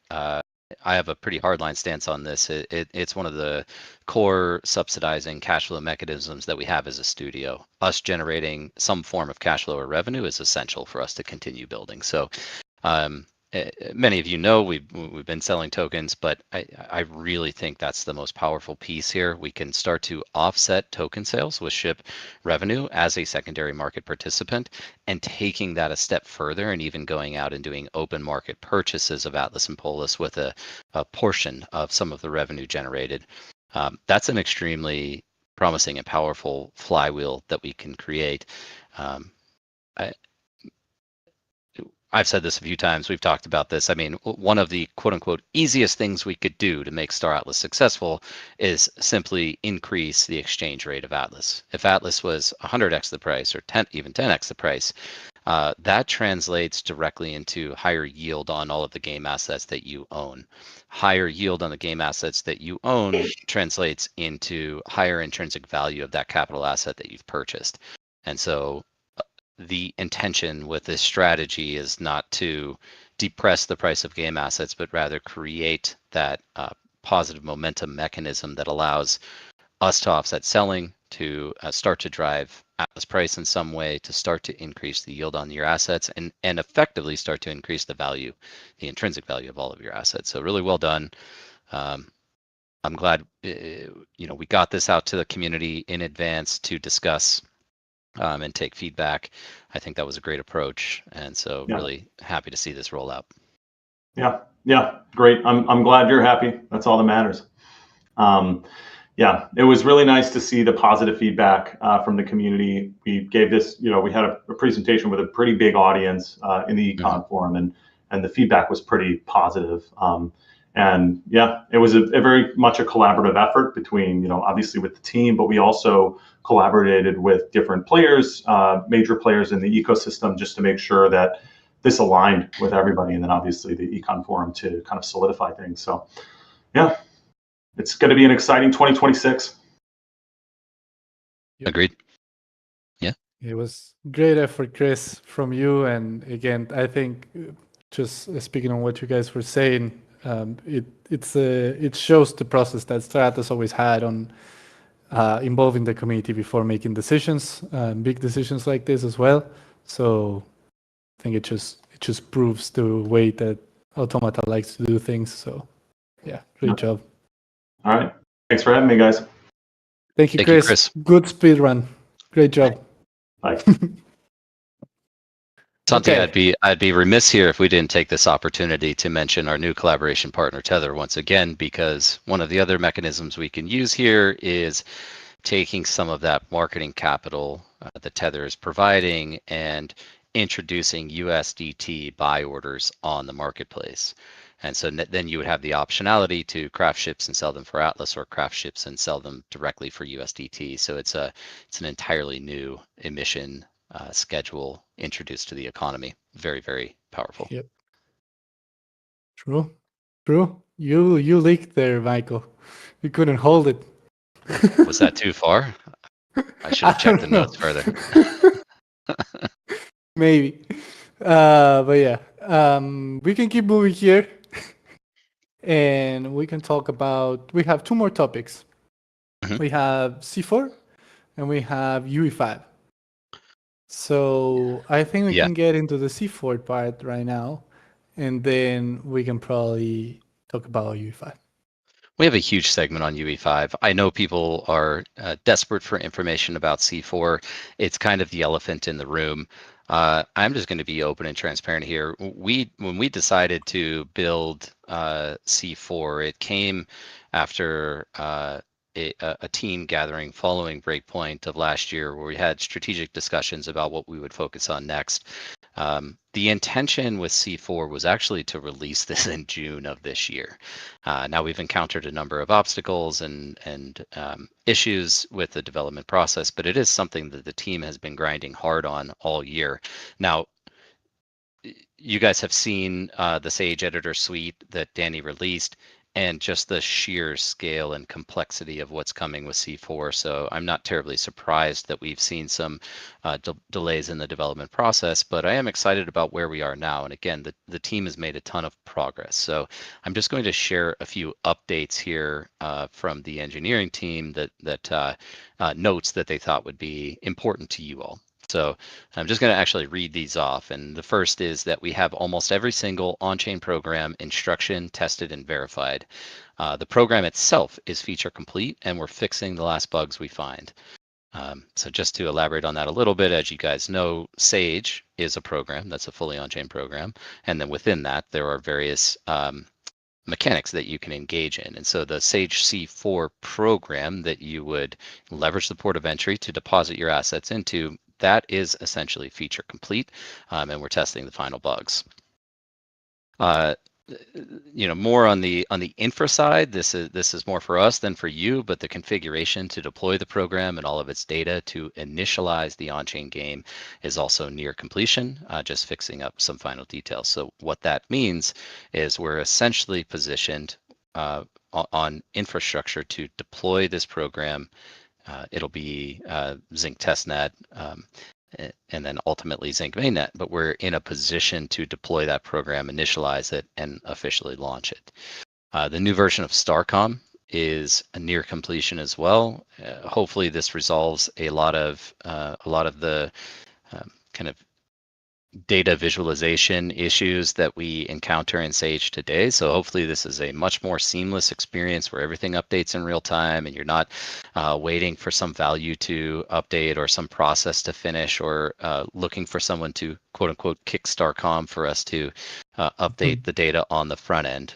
But excited about this new version of Starcom, which does fully integrate Starframe, which is the kind of program library that our team has developed, and we did announce earlier in the year, and we open sourced that. And some of the elements I might point out, we've actually been chatting with the Solana Foundation about this.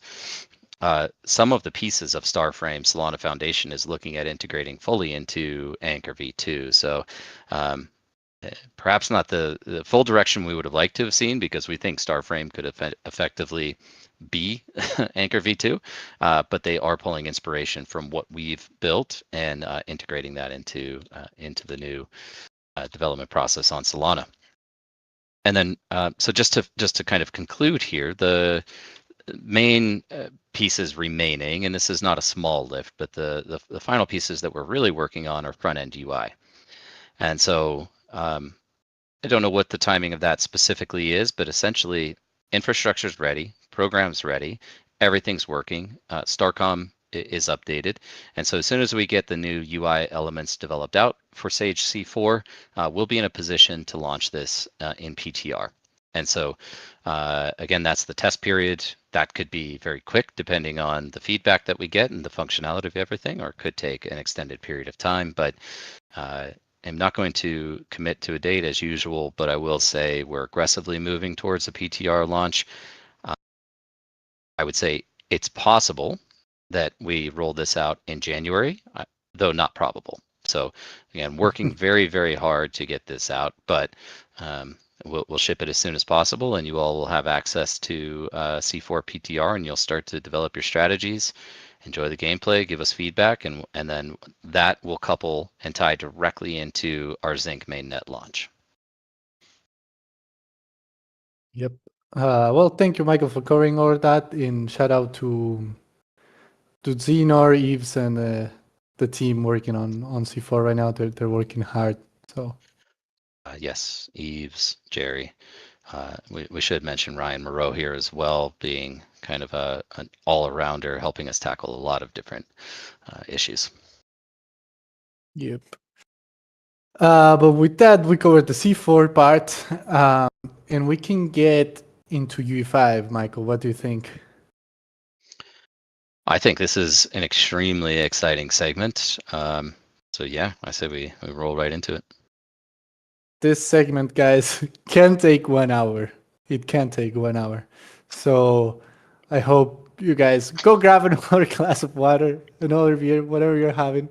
Buckle your seatbelts, because we're getting into UE5, and there will be hopefully screen sharing that works. So with that said, we're going to bring Danny on stage.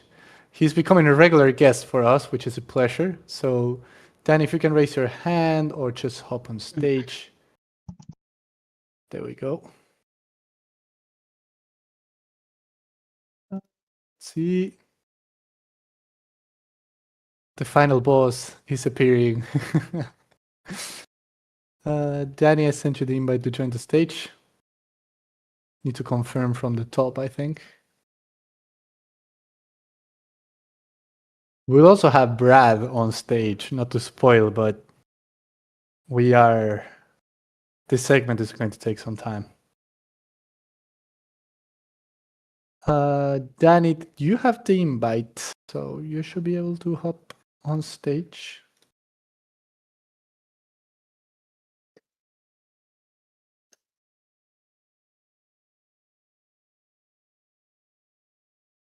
Okay, Michael, I guess you will have to explain everything, dude. We're screwed. Yeah. I see Danny requesting, for some reason, not being able to hop on stage. Maybe leave and rejoin and see if that works. If not, we can move to the segment with Brad and then we cover what's coming with Danny. There we go. Ah, That got was just scared saying, for a second. it was saying leave the stage. I'm like, okay. It wasn't saying accept. Ah, It's some weird Discord, back- dude. Discord. Okay. Yeah. Cool. Yeah. Thanks, Santi. Yeah, it's nice to be back here. Chip's jamming away, so I'm just gonna step in this time and go over the new UE stuff. Looks like we got about 5 minutes, so I'll try to make it quick. Boo. Now. Stay. We have 1 hour. 1 hour. Danny, we saved the rest of the day for you, actually. So I think we have six and a half hours. All right, yeah. No, there's a good amount to get through, but that's going to be extra long because of the cool Galea stuff from Brad. So I'll get through my portion, and there's a lot of new stuff outside of Galea, obviously. And just to get the boring stuff out of the way, we went from we're now in 5.61. We upgraded Unreal Engine 5.61, but we wanted to stay there until we got this release out, and then the next thing will be going to 5.7. If anyone's kind of see the Witcher 4 stuff that's they're collaborating with Epic, we'll start being able to have access to some of that 5.7. So that's coming soon. I'll go ahead and try sharing your screen. Let's see if this works. Prayers in the chat. Pray. It's How's that loading. case? It's loading. No. Oh man. Stop streaming and stream again. Okay. Hang on. That usually fixes it. If not, See something. it says No? stream pause, loading. Pray. Oh man. Yeah, why is it working? Like our chats and they'll just stop. I could try hopping out and back in if Let's try that. If not, Brad, we may need to get you earlier Yeah, and try actually. to screen share the build. Okay, I'll be right back then. I'll close out Discord and see if that helps. Yeah. Classic Discord. Probably for the next ones, Michael, I think we'll have to move to StreamYard or other platform. It's weird because my stream worked, Chris's stream worked, but for some reason, for some people, it just decides not to work. We tested all this also beforehand, so yeah. I am wondering. We absolutely need to be able to screen share this. I'm wondering if we do some type of bridge with Danny in a Google Meet or something in the background, streaming to you, Santi, and we try to stream from there. It's not clean, but Worst case, yeah. we can also get Dom on stage. Dom, I think you have the build. There we go. There we go. Steady. Magically worked. Okay, sure, whatever. Just magically, Danny? Nothing, no changes? I literally just shut down Discord. And did you know Discord's birthday is on May 13th, 2015? I learned that coming back in. Yeah, it worked. Okay. Oh, I see an update, so maybe that was it. Cool. All right. So here we go. Next build. I'll just kind of run through these bullet points. There's a lot to get through, but as you can see, we got some new skins, lots of new character stuff in the Loner Matrix. So let me just show some of that actually. So we're constantly. I'm sorry to interrupt, Danny, and I don't want to break anything. The stream quality is coming through low for me. That might just be my side, but I'm It's not sure. How does it 1440, look? 30 FPS on my end. It's great. Okay, looks like it's just me. Carry on. Okay, cool. See if it kicks in. Yeah, so as you guys know, with crew cards, you get a loaner skin until we build it up to the actual version of what you see in the crew cards. And we're making progress on the loaner matrix, so you can see some. I'll just kind of click through some of these. They're pretty cool to see them getting closer. You kind of see these skins start matching the 3D. Let's see. Yeah, like some of these, they're starting to match a lot closer. That's not 100%, but we're getting there. Some pretty cool. Yeah, nice. And then let's see here. There's I think there's some combat skins. No, not that one. Let me see. There's a lot. Like all the different tiers got like a pass on them. So just kind of look through, and you can find this one matches really nicely. See. Danny, some people are reporting it's not working, the stream for them. I don't know if we should risk it and stop sharing and share again. Okay, let me try 1080p. How about that? Yeah, let's see. As long as the Stratless TV on YouTube can get it as well, we can have multiple. You guys can also watch it on YouTube. Okay, I see it. I see it. All right. Maybe that helps. All right, cool. Yeah, so go through and look at your crew cards and see how closely they match. We didn't get them all in that we wanted to, but there will be a lot more coming. There's a lot of cool. There's a whole new set of what we call the combat skins, since it's related to all the combat work we've been doing. So check those out. Human, Marines, and Booster combat skins. Let me see if I can find some that are every tier. I probably shouldn't spoil too much, but yeah, they tier up. Some legendaries. Let's see if there's a human one too. Yeah. I'll let you guys explore. There's some pretty cool stuff out there. The loaner matrix is expanded significantly and more to go. One of the big new features for this is rework of actually, before I get to that, there's some stuff here on the main menu. Oops. We have some new leaderboards. So new weapons will be tracked. I'll get into that. Rocket launcher, shockwave pistol, shockwave rifle, and then the new map for Xnades. So we have some new leaderboard updates, new stats to track. And one of the biggest things that's going to, keep people engaged through a lot of this patch is the vehicle mastery and weapon mastery tracks. So basically, like the crew levels, we had all these rewards for leveling.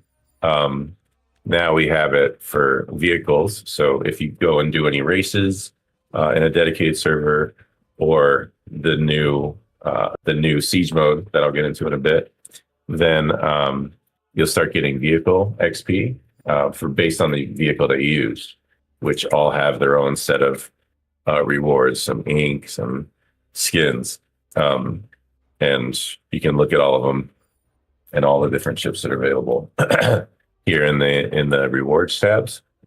And weapons, same thing. As you use weapons, then you're getting upgraded with skins and some cool skins and some ink.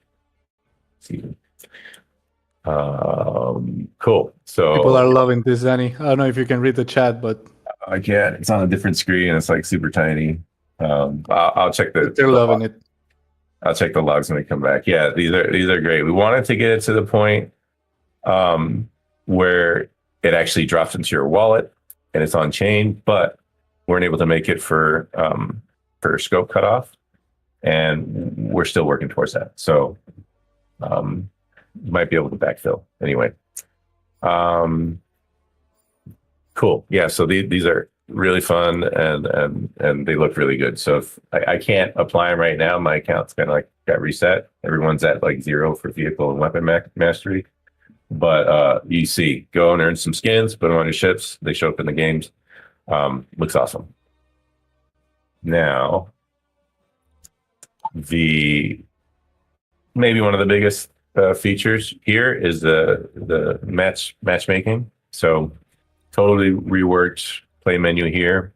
We have a whole new category, kind of like, or split them out as like gunplay and ship play. And so what you'll want to do is you'll hop in, and it says preferred map because you may not always get that, but it'll try to match you in like Azul's Arena, for example. And then you can kind of start it. Yeah, I'll just kind of quickly start it. And then it'll just go and it'll prompt you if you want to join when it finds the match. If there's no match, it'll create a server, and then you'll be the one who gets matched with other people. There's also like it also looks at regional preferences and stuff too. Let's see. Yes. And on ship play, no. Oh no. It's switched. Now we have to see the skills. Yeah, now you have to play around, dude. That's just how it goes. Are there people that I think it's just a dead build, so I don't think there's going to be anyone in here. But maybe this is an opportunity to show the new weapons. Let's see what kind of game mode it is. Okay, Surge. So yeah, Paizo still looks great, obviously. New skins. Oh, that was another thing interesting about Surge and team modes is your skins are your skins now. You're not forced into like one of the 3 Surge characters. So yeah, you'll come in as yourself, whatever you choose. And since I'm here, let's look at these new weapons. So let me look at the rocket launcher first. Whoops. Oh, nice, awesome new rocket launcher. Nothing to shoot at, but I'm out of weapon or ammo. Actually, I think I could. Can I use the codes here? No, this is not like. Right. Yeah, rocket launcher is awesome. It's beastly. I mean, it's. Oh, here we go. Hacker is in here. Sorry, buddy. Oh, awesome skin. Look at that. Okay, cool. So that's the rocket launcher. Have fun with that. We got a new. Did you have the new rocket launcher game one here? I'm not sure. I gotta check that. And I'm gonna show some other things with the configurator before we got. But anyway, and just stay right there. Let me pull out the shockwave. Sorry. Okay, so we got the shockwave pistol now. So goal with the shockwave pistol was a larger projectile. It's a little slower moving, but you know, with the way movement is, and like being able to jetpack and evade so easily and move around like you're trying to hit like a single pixel, like flying around. A lot of the times people were saying, "Hey, this movement's a little OP. We're gonna have to nerf it." And my approach was like, no, let's not nerf it. Let's make a proper counter. So we get to have the fun of the movement plus the risk of the counter. So that's where the shockwave projectile comes in. And so it's a chargeable weapon. So it moves faster, and I think it gets bigger the longer you hold it. And then you can blast them. And so it's like easier to knock them out. And awesome effects. Let's see if I get a nice angle with the effects. Sometimes the lighting's not right. Yeah, you get this nice, cool little. Yeah. So that's a fun one. And then the rifle is just like a stronger, faster version of it, as you see. Use it rapid fire or charge it up and some. Oh, nice, satisfying thunk Thanks, man. Thanks for standing it. Cool. Yeah. So these are the new awesome weapons. Have fun with those. There's some new. Let me see if I can get. I don't know what bubby I have attached. These bubby effects that based on what you have equipped. That's too quick. Anyway, yeah, some new bubby effects. Go check those out too. Can you shoot me, Jackler? See if you can. Yeah. Yeah, you go ahead and just unload on me. You can. All right. All right, yeah, cool. All right. So next up. Oh, that was something I didn't equip before we got in here. Let me see. No, I have it. So there's new consumables. I'm gonna hop back out. Turn the main menu. So if you go into your character and then set your loadout, there's some new consumable options, which make choices here a little more strategic. So here we go. You got this health consumable and a shield consumable, and you can replace it with your grenade and swap it. You push Y to swap in game, and then hold E to activate it instead of easily throwing it like a grenade. And then it'll boost your full health or full shields. So it's just another cool little strategic or tactical thing that you can do in the game as part of your loadout. And then, yeah, so that largely is a lot of new stuff for the arena shooter, the new characters, new weapons, new progression tracks for vehicles and weapon mastery. Now I'll go and show some of the cool stuff that you can do in those maps to earn the mastery progression. So first, show quickly, this is a new blockout level finisher. It's not going to look pretty yet, but you can kind of get a feeling of how it plays and provide some feedback. So just kind of quickly run through this. It's takes place in an underground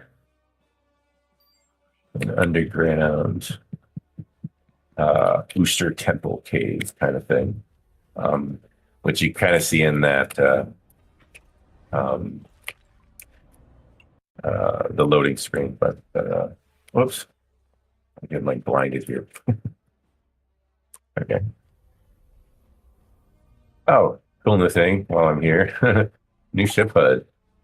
I was going to go into that a little bit in Exonate, but check it out. Ship HUD looking awesome. Totally refactored.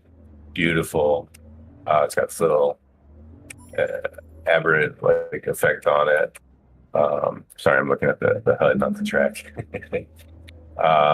It in Galea also all the updated the modes. It'll be overhauled to have cool new little HUD items for the modes for mining and all that kind of stuff. But I just really like the look. It's much more consolidated, cleaned up. And over time, as you're developing, you keep adding new things, tacking on things, and then at some point you refactor, and it's a nice, clean approach, and that's kind of where we're at. So beautiful job on the HUD. I've been wanting to see it for a long time, and now we've got it, and it's functional. So yeah, have fun with this. This map really plays with the extreme angles, these turns, and other maps not really approach that. So this is kind of one we wanted to experiment with that, extreme angles and jumps. So pretty cool map, and it's meant to be kept pretty short. It's supposed to be under a minute, but I'm distracted. Maybe it wasn't. Oh yeah. Maybe if you're going fast, we could have probably did a minute. Cool. So that's, again, like I said, block out just to kind of get everyone to test it. It would be the next racetrack that we would use. And another point of the racetracks is to build out an art asset library for a specific wider environment that we want to build. So Volant for Mud, Exonade and Paizul for Oni, and Uru Signature for Booster, which all go towards, like the CSS or the homeworlds for each of the factions. And so it's a nice little compact way to test the visual fidelity. And then speaking of Exonade, let's show off that map. So this map, you guys they keep outdoing themselves, and it just gets better and better. But this is really a stunning. I love this kind of pit stop area, starting zone. It's just so epic, and this looks so cool. So Major improvements on this, Danny. yeah, I was watching the Nord stream, and I'm like, man, I wish you guys had the new map. Why do you guys wish streaming it? Because it's just night and day. Like, spend some time appreciating this. It's huge. It's beautiful work by the environment team and the level designer. You guys are killing it. Just really showing what we can do. So let me pull up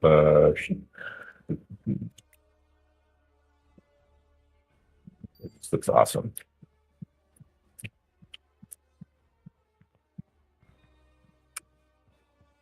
Yeah. Let me just take it for a spin.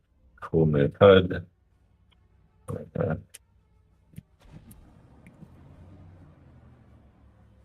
You guys have all probably pretty familiar with the map if anyone's been playing with it. But yeah, here's another look at a more polished version of, I'm sure I can speak for them. They would have wanted a little more time to push on certain things, but it's in a really good spot. So we're happy to release and allow people to play it at this fidelity. So yeah, check it out. Beautiful water, beautiful, again, the work done here, you can see some of these structures we can take back into Egoni CSS, right? So it's all building on that asset library for Oni, specifically Sagian.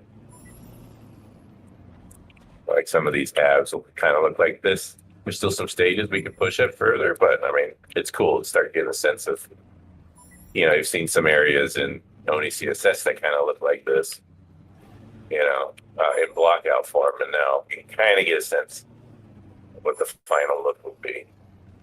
It's all building blocks, we may as well have some fun along the way. So that's the point of this. It's always best to put it in like a real scenario, like an actual playable game. So what is the moment to moment, like the gamer is experiencing, and the periphery, all that kind of thing, to realize how much effort we should put into the different types of assets. Like, look at these waterfalls, like this cool mist, and that just adds a lot to this section. But it's not a waterfall game, so you're not gonna like make it like water physics and all that. So these are the things that putting it in a real actual playable game mode reveals for us along the way. I mean, that was an obvious one, but yeah. Beautiful green grass, awesome structure in the distance. Yeah, it's just beautiful work, guys. Outstanding. Looks So that's good. Exonade. So good. Yeah, man. That's Exonade. I'll now last thing I want to show is LAR 4 and the siege mode. So before I get into Siege mode, one thing I wanted to say was Siege is this new ship play mode. It's dogfighting PvP arena. We have bigger goals for it, but for now, it's a team deathmatch mode with ships in a brand new arena. I teased some shots. I try to hold off as long as possible, but man, they were just looking so good that I had to share. Solar 4, the only way to get in for this for now is to join a dedicated match through matchmaking. So we'll see if anyone's in there, but I'll just kind of show the map. There's totally brand new flight mode in it. It's tuned for this kind of close quarters arenas.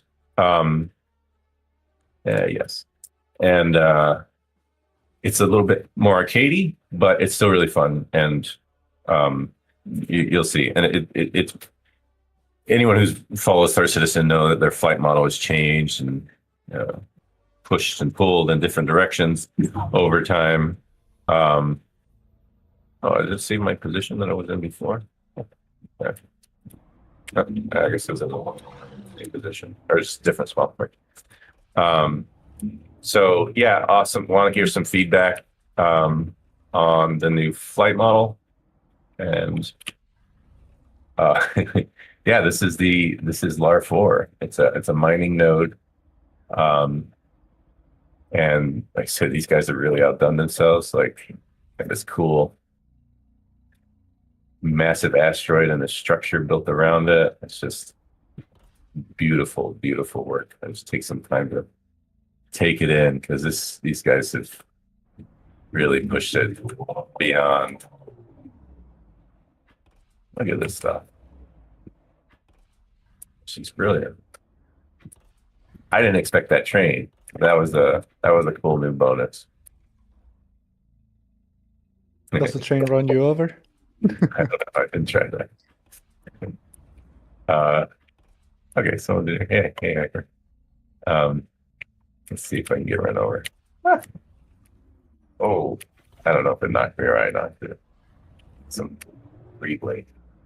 Hey, check it out. Check out this structure. One of the things I'll say about this map, it's extremely well tuned for this flight model. So the way like all these corridors and ways to sneak around and even through the actual asteroid, some cool crystals. Oh yeah, okay, that was just a bitch. Yeah, it's extremely well tuned. I think it's like one of the best. I would say it's the best dogfight arena map I've ever seen. It's so extremely well tuned. So you'll see it once you get in and start playing with it. It's just going to work super well for multiplayer dogfighting arena. There's all sorts of little things you can get into, ways to escape, ways to get into little dogfights. So have fun with it. It's an extremely beautiful map. Now, with the mode, with Siege mode, it wasn't intended to just be a team deathmatch. That was just where we settled on to that. So this is part of a objective. So the Siege mode that we're working. This is huge, guys. This is huge. Everybody, pay attention.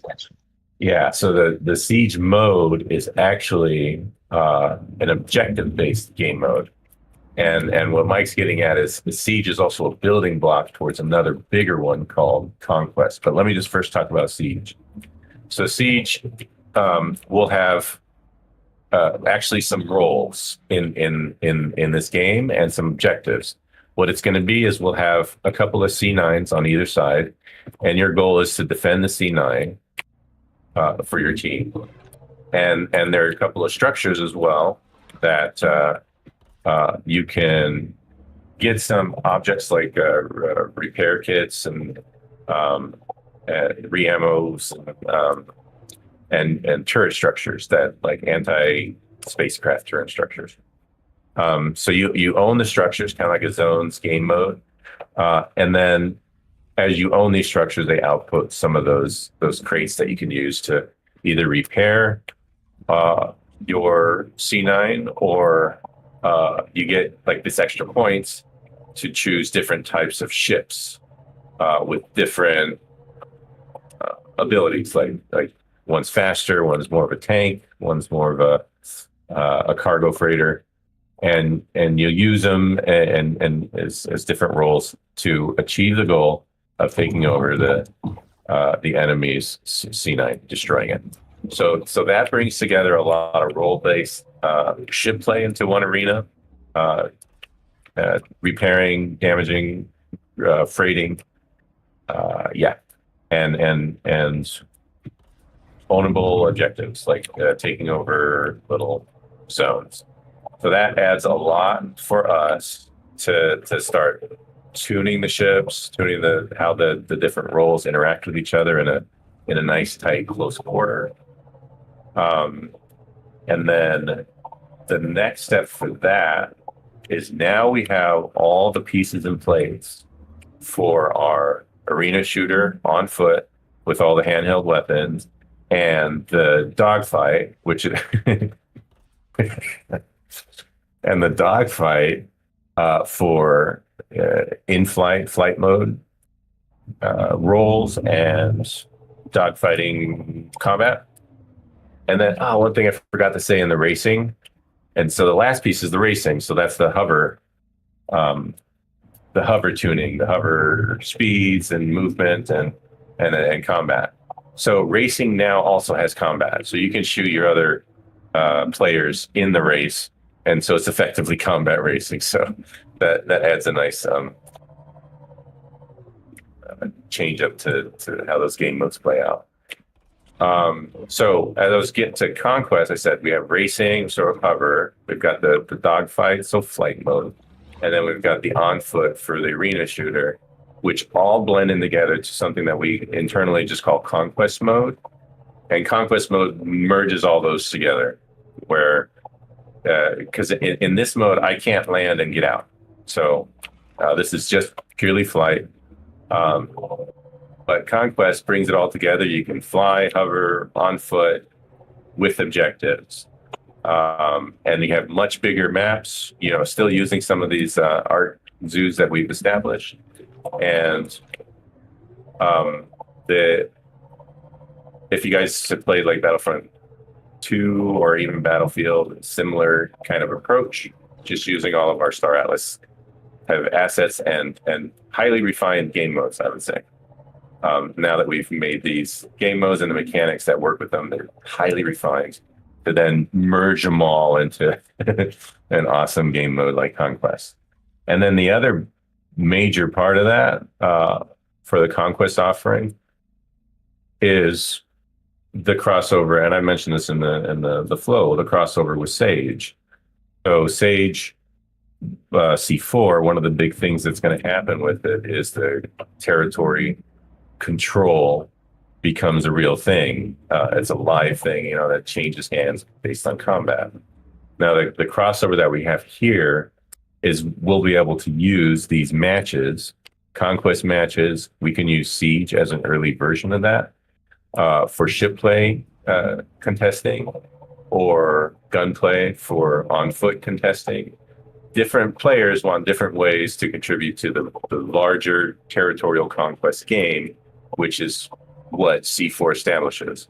So now we're finally at that point getting all the building blocks in place for the proper cross-client, cross-platform territory control dynamic Star Atlas. So that's where we're headed with this, and everything is coming along really, really well and beautifully, and it's a lot of fun to play. So that's the that's the grand vision, how everything ties together, and it's awesome to be able to get down to this level of fidelity in this type of experience, and knowing that it's going to eventually be part of that overall scheme of bringing the Star Atlas universe to life and interacting with it and having it actually respond to you. So that's it for this. There's one last thing that when I stop sharing, maybe Santi you can share, but and I'll talk about it, but it's a video. As you know, we've been working on our locomotion, major overhaul to that. And it was really mostly there. Just some replication issues that we would have to still kind of work through, but it totally changes the feel of the characters. I'll stop streaming now, and there's a video I wanted to share of the progress there. It won't be in this release, but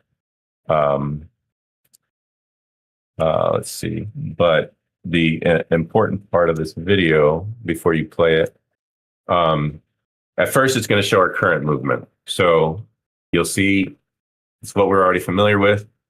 It looks really snappy and kind of janky, but we're used to it now. So about when you see all the debug tools like arrows and some text floating, that's when Martin is switching into the new locomotion. So go ahead and play, and you'll see the differences. So current locomotion, pretty snappy as you see. But this is how it plays now. And you'll see him snap it on, and there's a big change in inertia. All the movements move together. It's not snappy anymore. Everything blends together nicely. It's not just a bunch of like very specific blended animations. It's a really smart system that does a lot of blending, a lot of things. So that's going to be a really big change of game feel. Let's see. One of the things about this kind of level of animation and locomotion, it's usually reserved for single player games where you've got one character that you put this much effort into, but we've got 7 species and then the genders and the different sizes. So this is why it's like a massive feat to get this thing updated. But yeah, no, that's enough to show. You can see he's bouncing back and forth. So that when the text is gone, it's back to the old movement or current movement, and then you can see even just looking at the way the tentacles actually like blend with them versus the other version where it's like snapping all over the place. You can see how the movement's much more inertial based and blended well because the tentacles aren't flopping radically. So yeah, it's a long process, and we will probably get at least these first 3 Maries, Human, and Booster in the next build. So the next build. Looks So yeah, super there you go. Massive change. Yeah, lots of stuff, lots of awesome things we're moving towards, and you know, we'll have another fun discussion about this stuff in Q1 26. But for now, that's it for now. We'll move to Brad. So lots to show there. And Danny, thanks. there's a question in the chat about controller or HOTAS, if the game mode will support that. Oh shoot, I don't know. I don't know if we've kept that updated. It was totally working at one point, but we, you know, with this new flight scheme, I don't know. Brad, do you know? I don't know if we kept that up. I would think that it would. I haven't tested it, but there's no reason to think it wouldn't. Yeah. The only thing I would say is I'm not sure how it'll feel with using a HOTAS with a more arcadey flight model. I'll be interested to see. Yeah, that's how I was thinking about it too. Okay. Yeah, sounds good. Cross your fingers, but we can check and make sure it works next time if it doesn't. Yeah, Brad, I just hand it over to you now, man. Let's Awesome. go. That's a tough act to follow. I should have gone first. Oops. I didn't know LAR4 was looking so good. That's crazy. Okay. Right. Yeah. Another thing with Galea, just, you know, the like I've been framing it, Galea is largely for game pacing, story, immersion in the world, and building out planet tech, building out the large open galaxy systems that are free traversal. But there's not any art direction, right? So it's like we just have to get it in there working and demoing it out. So once we get the same guys who work on Exonate and LAR4 and Kaizul to hit up Galea, then it's a different ballgame. But this stuff's really fun to pass time and to get immersed in anyway. So go ahead and take it, Brad. All right. Yeah. So just quick high level overview. We did a town hall or a brew on this a couple weeks ago. So if you want to get more, you can watch that if you haven't. But kind of high level overview. About 6 months ago, we looked at Galea and we kind of asked ourselves, what does this need to really take it to the next level, to make it stickier, fun to come back to. It felt kind of tech demo-y. And so the two things we came up with are progression and like story mission, a tutorial to get you going. So to the first point on progression, right now in Galea, the only thing that really saves is your credit balance. But there's nothing you can do with it. You can't buy anything except for more goods to trade to get more credits to buy more goods to trade. But you can't buy ships, you can't buy firearms, you can't do any of that. And so that is changing this time.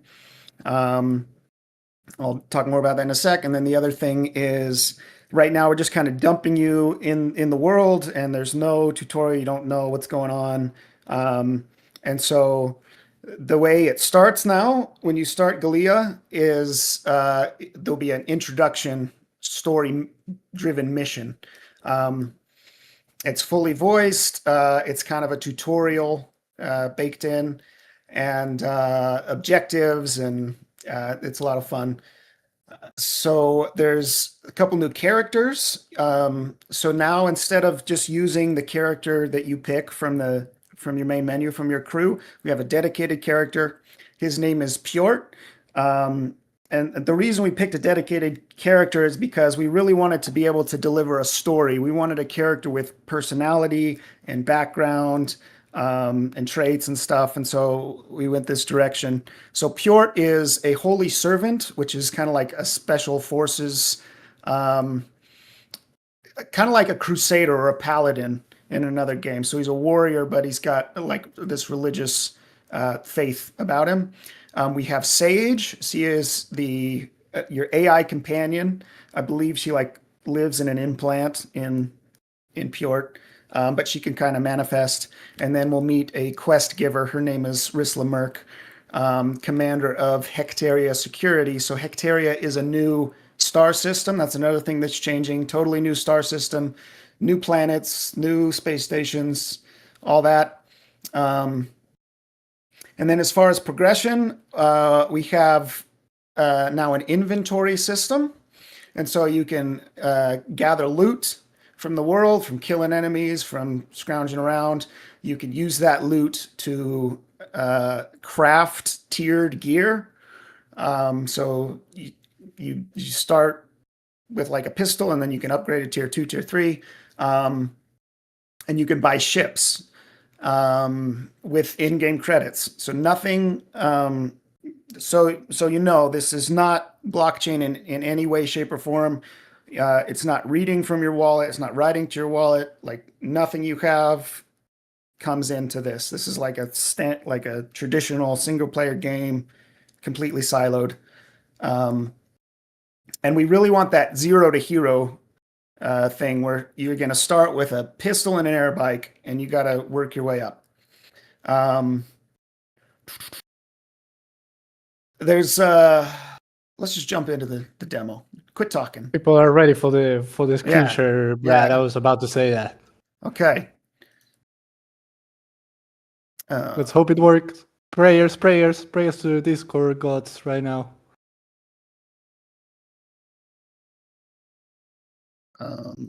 Interesting. Well, when I go to applications, I do not see Star Atlas. Oh no. No, you have it Um, minimized. You have to open it. I do have it minimized. Is that a thing? Okay. Yeah. You have to have it open. There it is. Oh, You guys, I can see. can we see? I can. Can anyone? Okay. Everyone see? Looking good here. Yep. You Okay. can see. So this is late in the intro mission. Just quickly, background: you've crash landed on this planet. You were sent to this system to investigate an HRZ artifact. I won't spoil too much about that. But as soon as you arrive, you're ambushed by the Jorvik. You have to jettison, and you land in an escape pod on this planet. And I'm trying to get off this planet. We kind of showed this in the brew, where I went into this cave to mine some luminite that I needed. So I've mined that luminite, and now I'm going to head back to this abandoned claim stake that we found, and to craft something we need to get off the planet. So that's where we're at.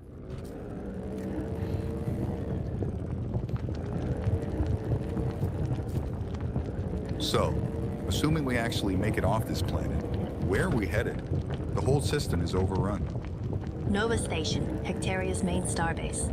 I've been listening to the systems chatter, and it seems it's the one station left that hasn't fallen to the Jorvik. They've dug in and are holding the Jorvik at bay, but who can say for how long?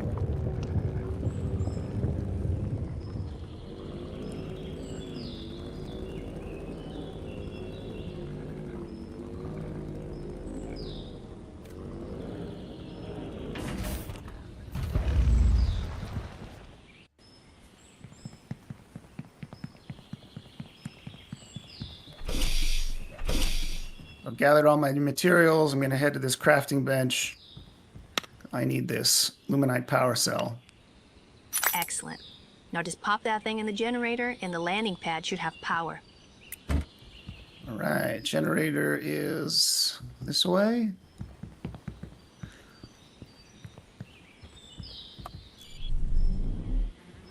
Now we may have one final problem. You can't just repair your bike for free. The system requires payment. How is that a problem? We've got plenty of Atlas. Star systems this far out don't always use Atlas. Hectaria has its own currency. The good news is there's a vending machine here, so we can sell some items we don't need and hopefully earn enough for the repairs. If not, I spotted some more copper notes out back. So this is a little vending machine I can sell. So if I click and drag an item, this is some extra luminite I mined. I can sell it. Don't need this copper. That should do it. Now take your bike to the landing pad and pull up the station menu.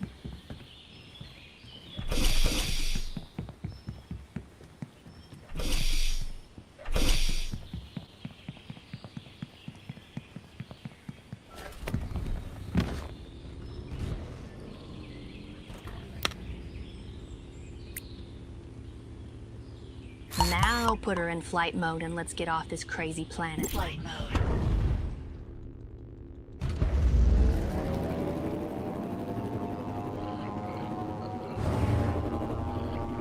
Feels good to leave that jungle behind. Sage, remind me the name of that station? Nova Starbase. It's the only station that isn't broadcasting on Jorvik frequencies. Noted. As soon as we clear the atmosphere, I'll spool up the subwarp drive. 3, 2, 1. Engage. Now that we're clear of Marevia, can you reach the Star Atlas? Trying. No joy. Sector's still dark. Either the local node is down or something big is blanketing comms. I'm not even getting gossip.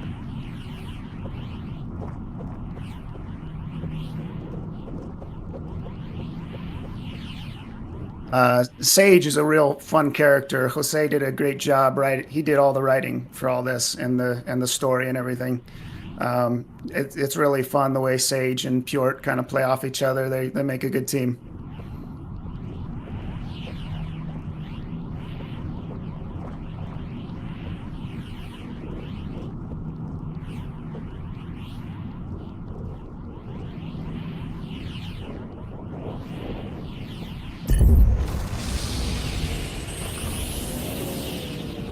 Unknown vessel. You are entering a Hectarian security zone. Identify immediately or we will open fire. Chevalier Pjort of the Holy Servants, call sign Warden 7. Transmitting credentials now. Nothing says welcome like flag with a please and thank you. Credentials received. Right seal verified. Apologies for the bark, Chevalier. We've had Jorviks probing the perimeter and sector comms are unreliable. Everyone's a little jumpy. No offense taken. Protocol keeps stations standing. I need to report to your commanding officer. Understood. I'm assigning Hangar A2. Touchdown there and I'll be glad to meet you. Oh, so the commander is in the trenches, huh? That's rare. All right, IFF synced. Try not to scratch their nice station on the way in, I'll do my best. Welcome to Nova, Warden 7, or what's left of it. Once you land, head up the stairs and through the main doors, then take the elevator up to the command center. Looking forward to meeting you. Not every day we get a visit from a holy servant. Hover mode. Unknown vessel. That's a little bug. Hectarian security zone. I don't know why she talks Identify good. immediately or we will open fire. We're gonna find some bugs. That's okay. So, new area here in the hangar.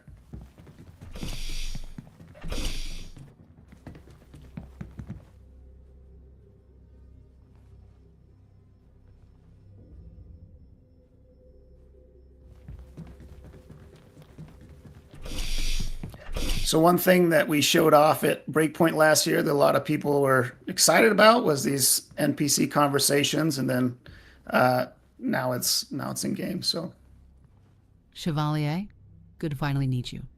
Risla Merck, acting commander of Victoria Security. The pleasure's mine, Commander. I assume you're here chasing the same rumor as the Jorvik, the unknown HRZ artifact. Forgive me for saying so, but it seems strange that they would only send a single operative on this mission, even one as qualified as you, Chevalier. The Voice originally sent an entire platoon for this mission, but unfortunately my team was hit the moment we entered the sector. The Jorvik were waiting at the gate. We abandoned ship and dropped to Moravia, but I'm the only one who made it back. I'm sorry. For what it's worth, you showing up here is an answer to my prayers. I grew up on stories about holy servants, and today I need them to be true. Never meet your heroes, they say.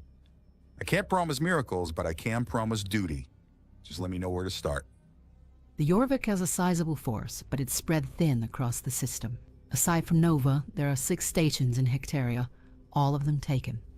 Residents should be in lockdown if they reach the safe rooms. We retake the stations, and we break their grip. What kind of opposition am I looking at? Not sure that old air bike has enough firepower.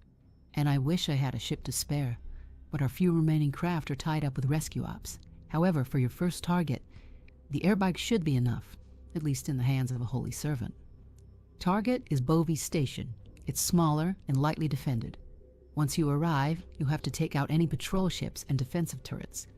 Once the exterior is secure, you can go in on foot and clear out any remaining hostiles. Does that sound like something you can handle? Sounds like just the sort of thing I'm good at. I thought it might be. Once Bovey is secured, return here. By then I should have your next target lined up. Any questions for me before you go? you can ask some questions here. I'll let you guys explore those. I'm just gonna say I got what I need. I think I've got what I need. Good. You'll find Bovey Station in orbit around Sistorval. It's the least defended Jorvik hold right now, and honestly, the only one we have a shot at retaking with the resources we have at our disposal. If we can liberate that station, we can free the civilians and get access to the station's resources. Strike hard and swift, Chevalier, and we might start turning the tide here. I'll take that to heart, Commander. Soon enough, Bovey Station will be back under Mud control. And from there, we will restore God's peace to this system. Don't worry, Commander. Killing heathens and monsters while searching for HRZ artifacts is our thing. We will have Hectaria delivered back to its people in no time. Oh, and I almost forgot. We have some open quarters, if you care to use them. Turn left down the hall and take the first door on the right. Its previous occupant won't be needing it anymore. All right, we'll check out the new digs here. So this is going to be your room. This is where you'll spawn.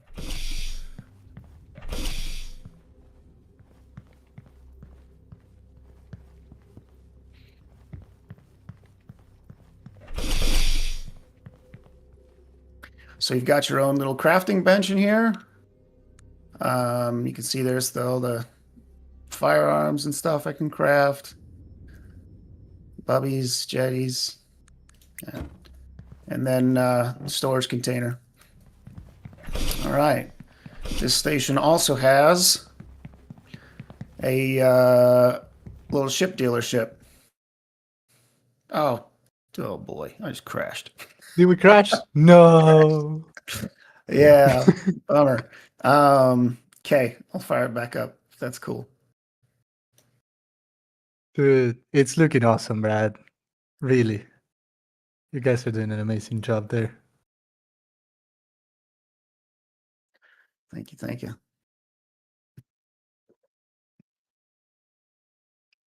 Yeah, there's dealerships, and the way it's structured is by size. So this first station has just extra small ships, and then as you recapture and unlock stations, there's ones with bigger ships. Up to medium is the biggest. So you'll be able to buy like an F4 and a pack light and stuff. Very cool. Do we restart from where you were now, Brad, after the crash? Or... Should, yeah. Okay. I was going to say, Brad can't leave us on a cliffhanger like that. We need the grand finale. We need the climax. Oh yeah, we all need a climax. All right, try this again.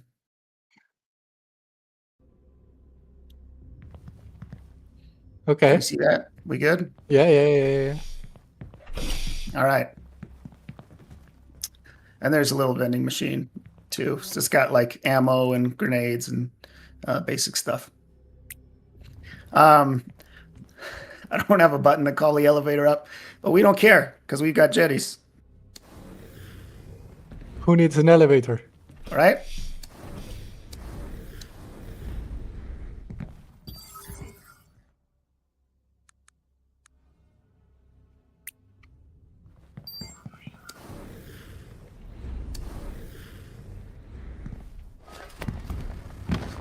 Flight mode.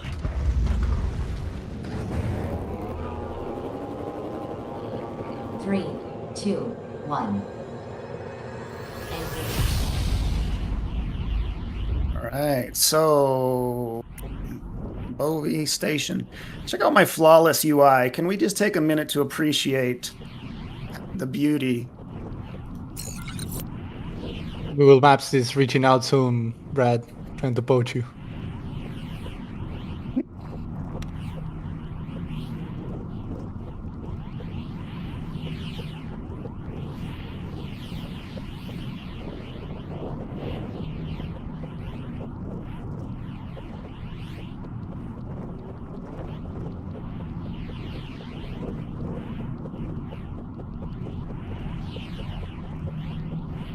So the subwarp's been updated a little bit, where it auto like throttles and steers you to a degree.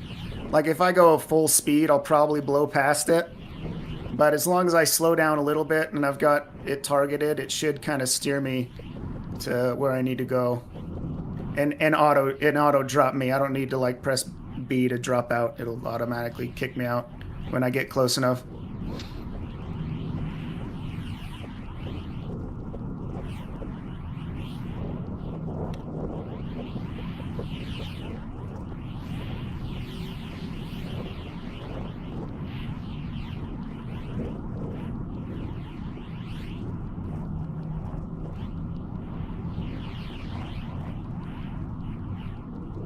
So that's Sestorval, one of our new planets. It's just a rocky world, no life or anything, kind of like Mars, kind of a planet.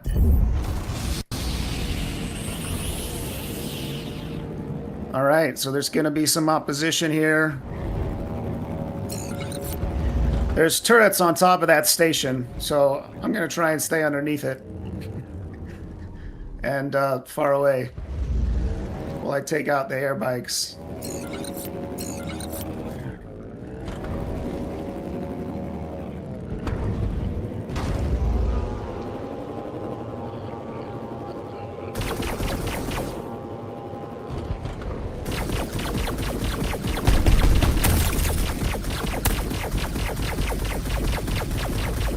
Get good. That's one.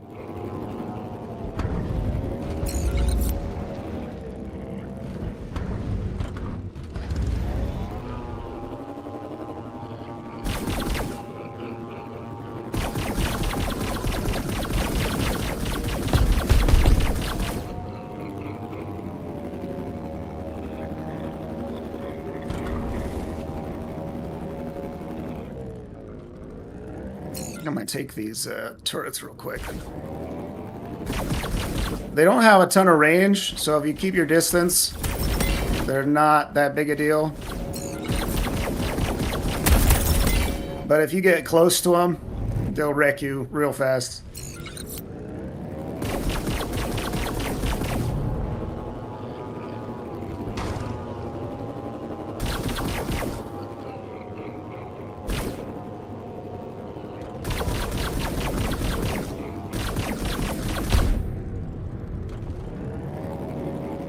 Air bikes are slippery.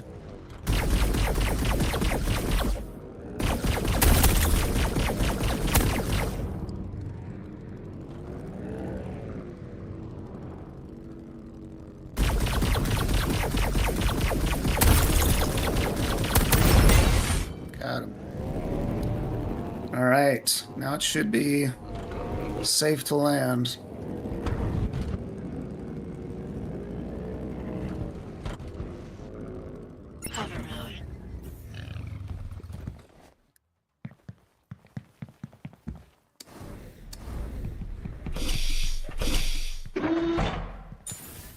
All right. You guys are gonna see why I don't play on the Automata tournament team here.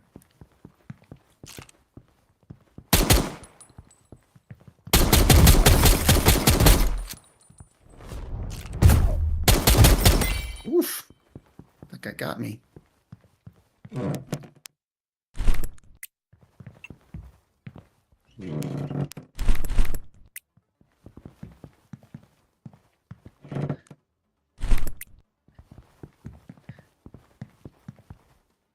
So I'm just gathering some loot. This is like ammo, crafting ingredients. I think I'm going to use one of these med kits. Ah!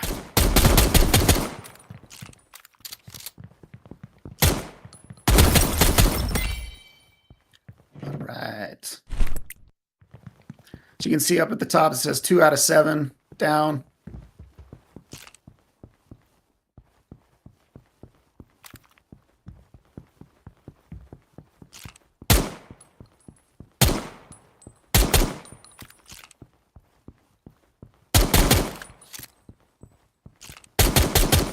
Jeez, get good.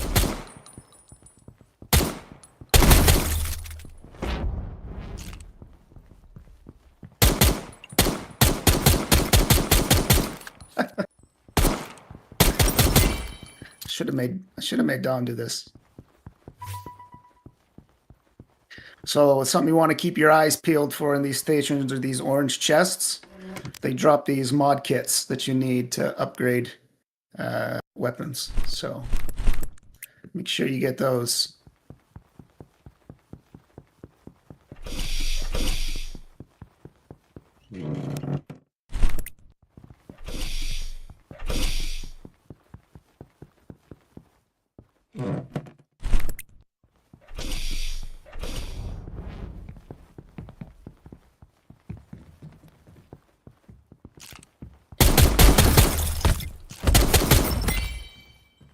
Get some. These chiptos, by the way, just convert into currency. Keep those. Yeah.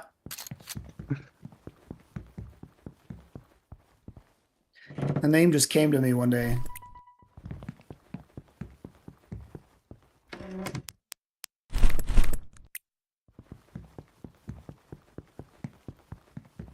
Fun little bug right here. I haven't been able to figure out why it does this, but the gravity just in this corner of this room is like different. It's Inception. Yes. It's pretty trippy.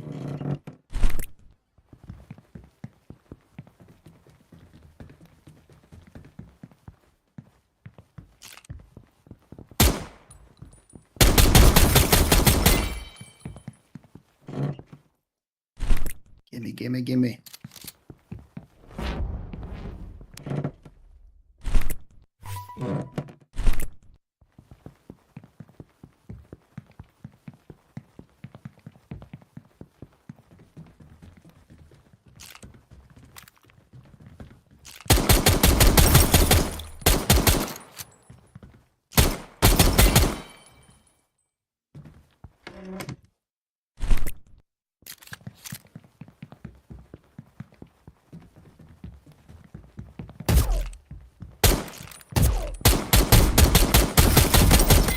All right.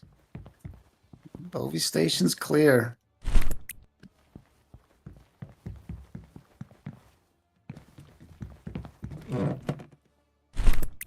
Can't miss this loot, you guys.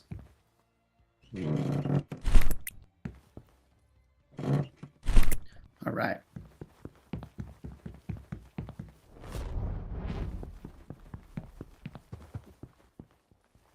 So I don't know how much time we got. If you want me to keep going, or if we got to roll, like I think we have some more minutes. We're close to the 3-hour mark, though. But we can ask the chat. Should we keep going? Tell me in the chat.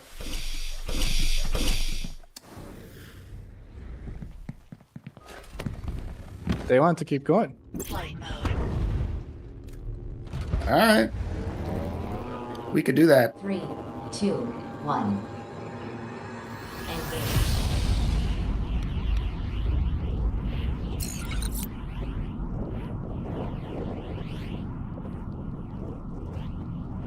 So there are 6 stations to retake, and the idea is, as far as progression goes, is that each station progressively gets better gear, like they sell better gear, and they sell better commodities for trading, and more stations unlocked means more missions, like freighting missions and data running missions. And so the more stations you unlock, the more money you can make faster, because there's better commodities to trade and better missions to take, better gear to buy. And so now that Bovie is liberated, I can start running missions between Nova and Bovie, like freighting missions and stuff.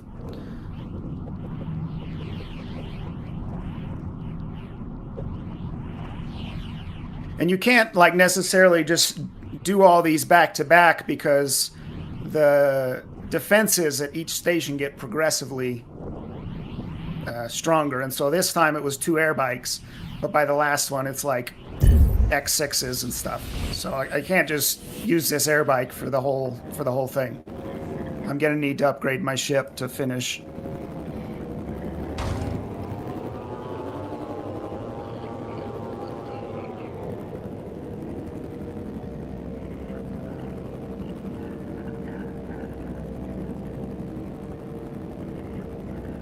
Yeah, I'm sure someone will do the whole thing on an air bike, no question. Probably Onizuka.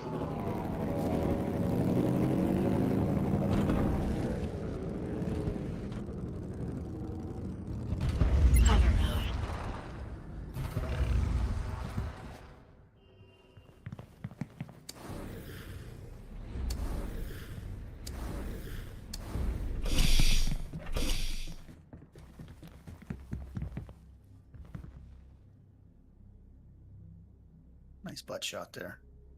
Yeah. Guys like that?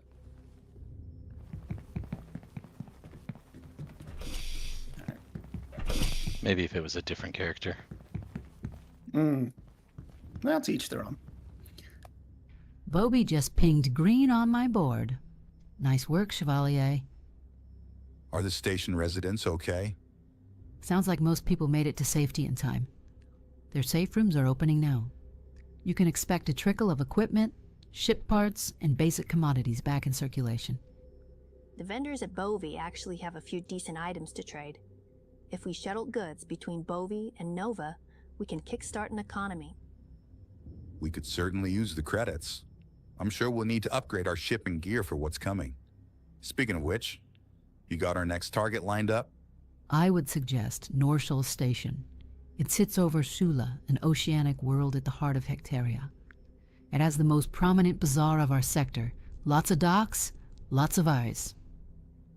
If we manage to conquer Norshall, we will have a much better grasp of the situation and an actual economic foothold to wage war against the Jorviks. What about their defenses?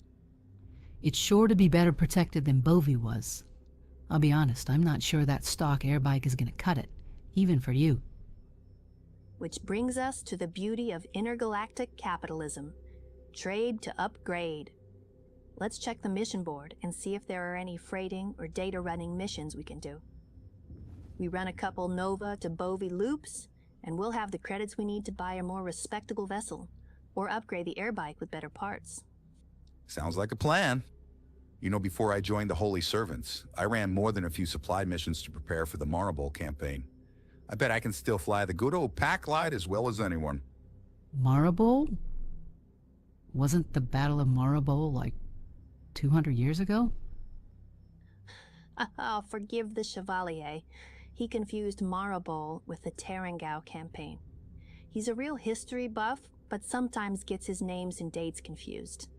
Yeah, makes sense. I can see how you could confuse the two. Similar names. Well, take care and good luck on your next mission. Whew, that was close. Nice save. No worries. I got you, old man.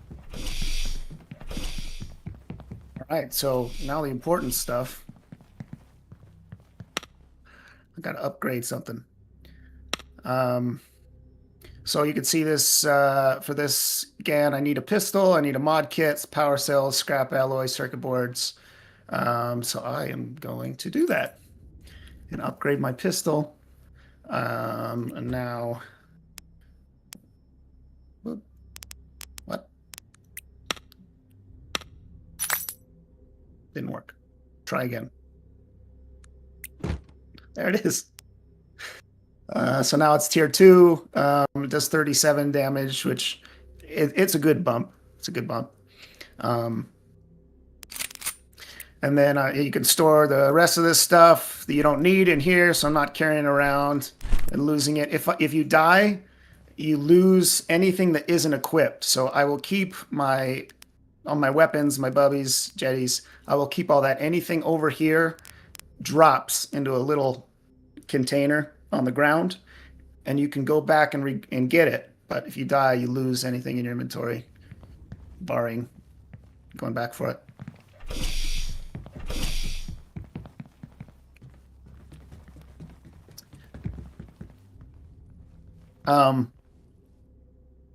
Probably end it there. I know we're running a little long. If I were to fly back to Bovie right now, I'd be able to land there and go inside, and there would be NPCs that would sell me things, and I could take missions and stuff like that.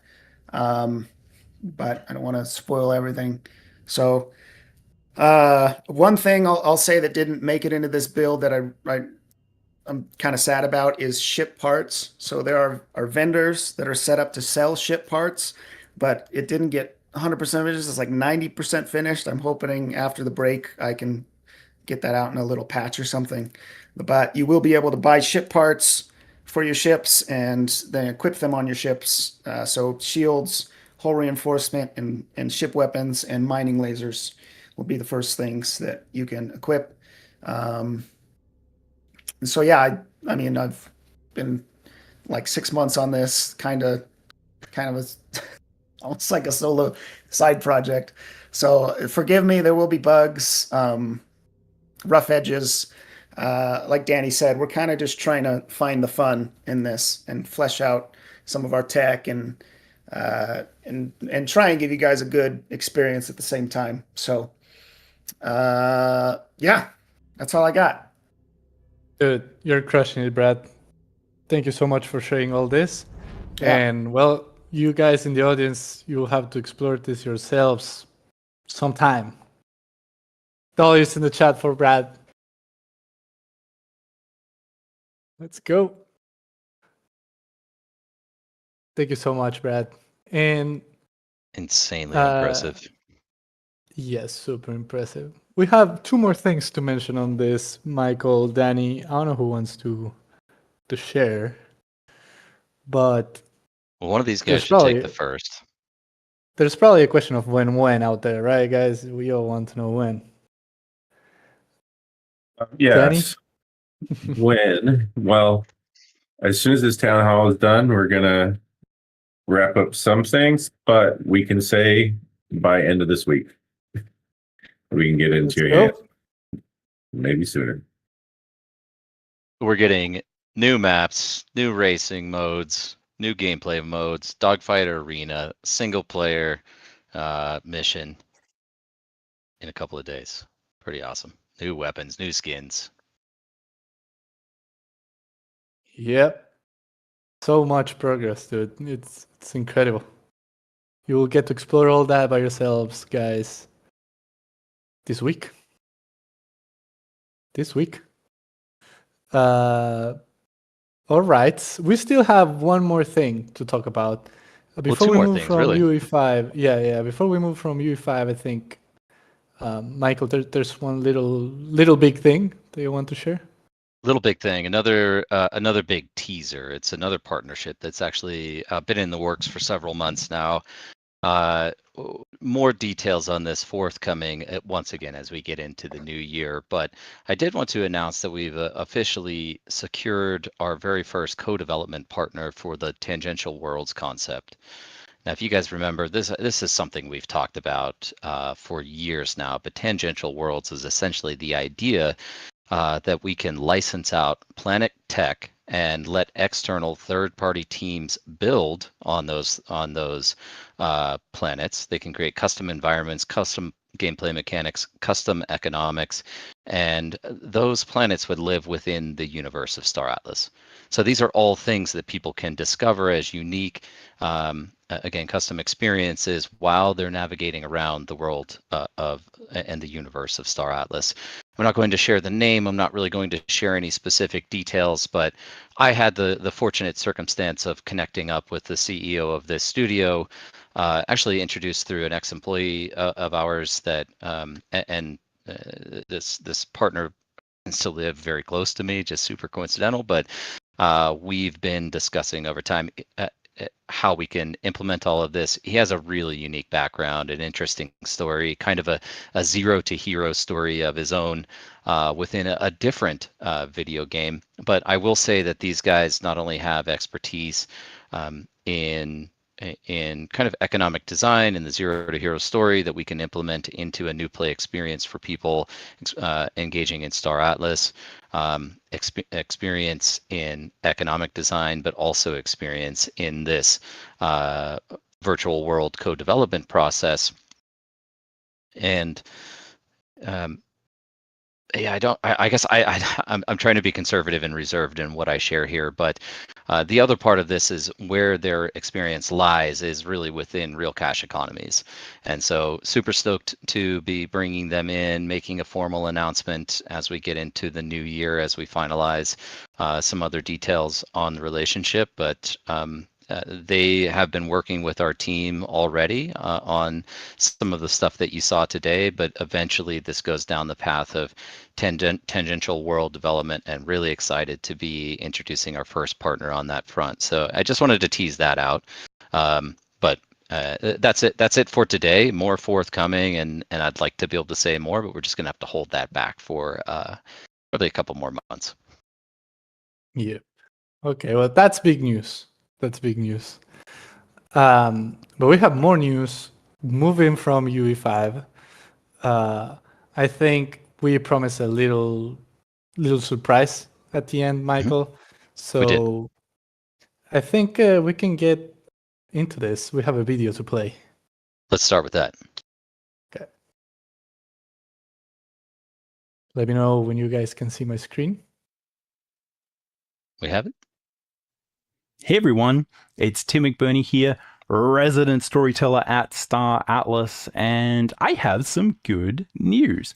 Act 3 of Star Atlas Core is finally going to drop, and it's coming out pretty soon, early next year. We are finally going to find out what, how, and who. People are saying no audio. The Convergence War. What got us into this whole mess in the first place?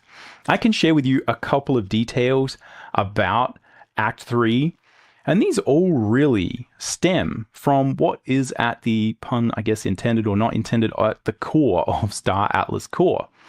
We started out in episode 1 of Act 1 contemplating what role does humanity have to play in the stars if we consider that we have advanced artificial intelligence, advanced alien races that have almost magical natural abilities. We have advanced, hyper-advanced technology with what the Fatoli have. What role does a late-stage hominid with a couple of body mods have? What could they possibly offer of value in this galactic experience? And not just that, but what would a true artificial intelligence civilization look like? Going beyond the rinky-dink little tools that we have today that are this spirit and ghost of the sum total of human experience that carries with it a lot of our feelings, our stupidity, our greed, our avarice, and also represents maybe the hubris of man flying like Icarus a little bit too far into the sun, a little bit out over his skis. What would a true artificial intelligence look like? One that understood the world and the universe and the galaxy and the complexities of that on a spiritual level, on a philosophical level, and on a deeply scientific level. In order to do that, in order to come up with true new knowledge, you would need to have emotions, you would need to have a point of view, and you would need to be able to feel pleasure and pain. You would need to be able to live and to die to truly figure out what is true and what is important.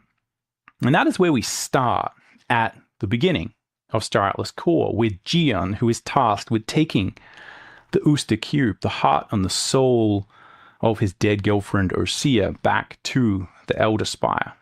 And that really is where we are going with Act 3. The culmination of Jian's journey, whether or not he's going to manage to be able to fulfill his promise to Osea, and whether or not he's going to be able to rise above his failings as a human to actually make a difference and to actually change the course of history. Now, there's a lot of things that we could talk about in addition to that. If you have been reading any of the comics so far, you'll know there are many more characters like the crazy, maybe mad, maybe brilliant scientist Timpo, that the concept of Osea and her cube and her relationship to Iris and the Cataclysm is potentially much more sophisticated and nuanced and will have many ramifications for Star Atlas lore, that you can visit strange space stations similar to the stations that we have planned in the game, that you get to experience the depths of what it means to be some of these different races, like the Ooster, the Sogmians, the Maurice, and that we also go deep into the Cataclysm to discover the mysteries of Iris, the power of 1,000 suns, and also some of the mysteries that are contained within. We also have the immense greed and petty nature of the Punab Hurricano, who is going to try and ruin this for everyone. And again, the fundamental question is, can Jian save the universe, and what will actually happen here? So, got lots of cool stuff planned for Act 3, and I can't wait to share this with you. We've been working on this actually the whole time. We've just been waiting for a good time to actually sort of drop it and launch it. We also have the physical things planned. I've been working on this during this year, and yeah, I can't wait to share all these things with you early next year when Act 3 starts to drop. So if you haven't already, I would say go and read Act 1 and Act 2. You can read the free versions on the reader and get caught up so that when Act 3, Episode 1 drops, you're all ready to go. Thanks for hanging out. Thanks for listening to me. And on with the show. What a legend. Yeah, Tim, thank you for doing that asynchronously given the time zones, but pretty exciting bringing Core back. It's been on hiatus now for quite some time. I don't even know how long, at least a year and a half, I think, but really excited to bring Act 3 back. For anyone who is unfamiliar with Core, that is the Star Atlas graphic novel. This is issue 1. It is 18 total episodes. What we've promoted historically, and we are going to honor, is if you collect all 18 individual episodes, these are sold as NFTs with multiple covers on the Galactic Marketplace. If you collect all 18 episodes, you will receive a physical, high-quality, hardbound version of the complete graphic novel. There is also an option for people who haven't collected historically to collect all of the episodes within an act, so 6 episodes per act.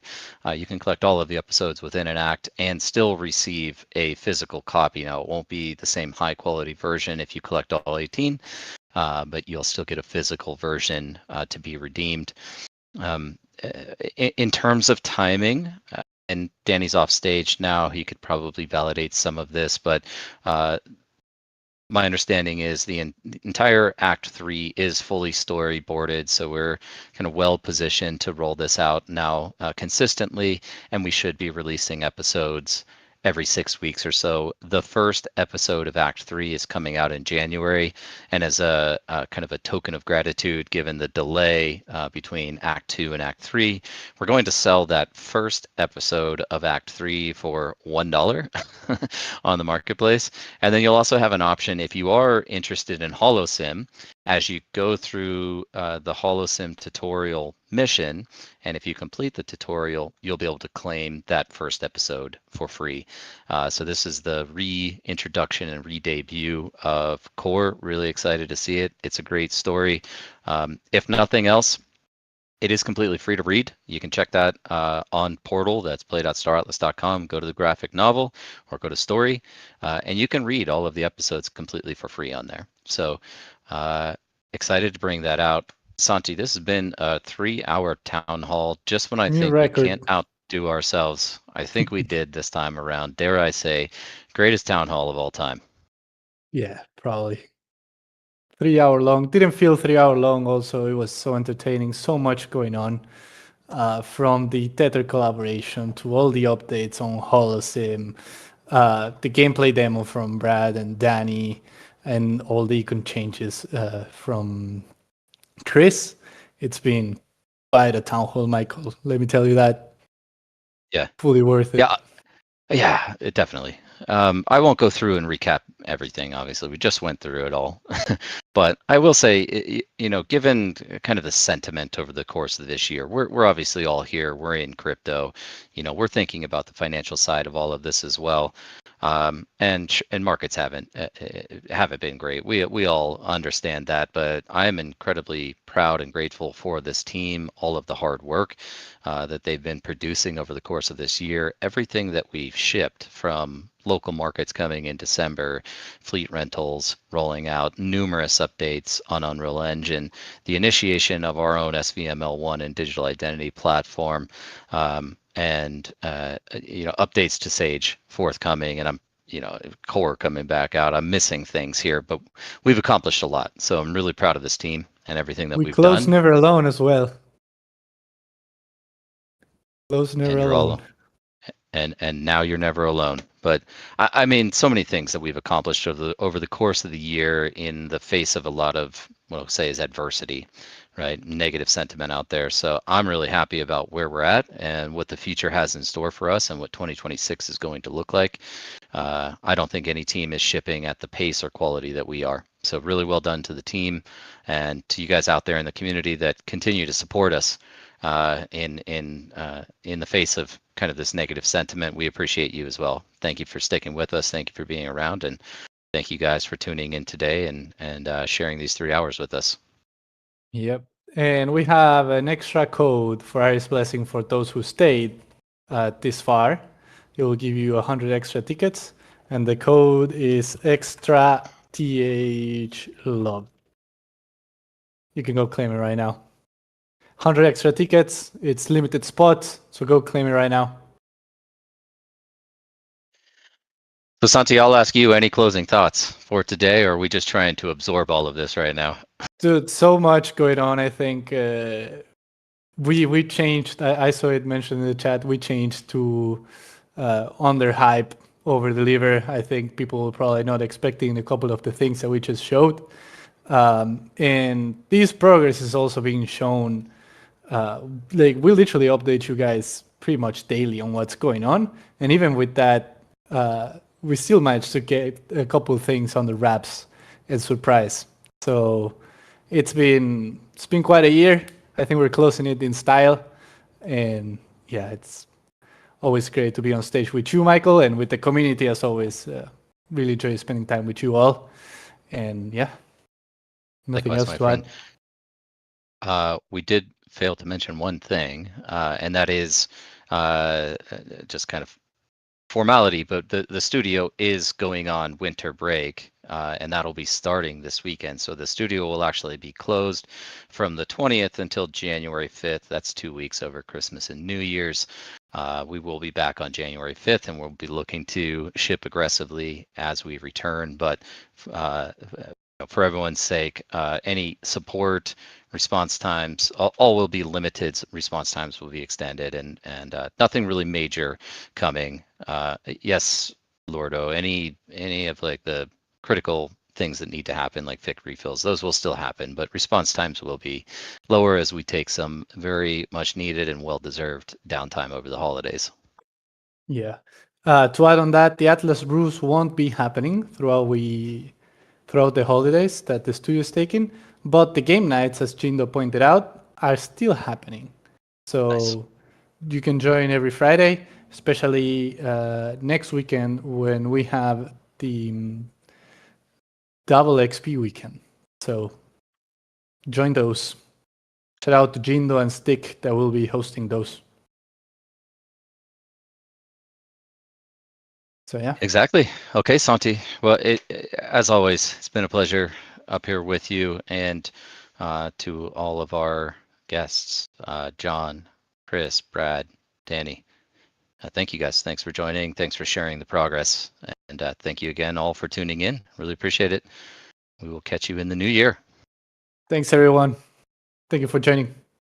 Bye-bye.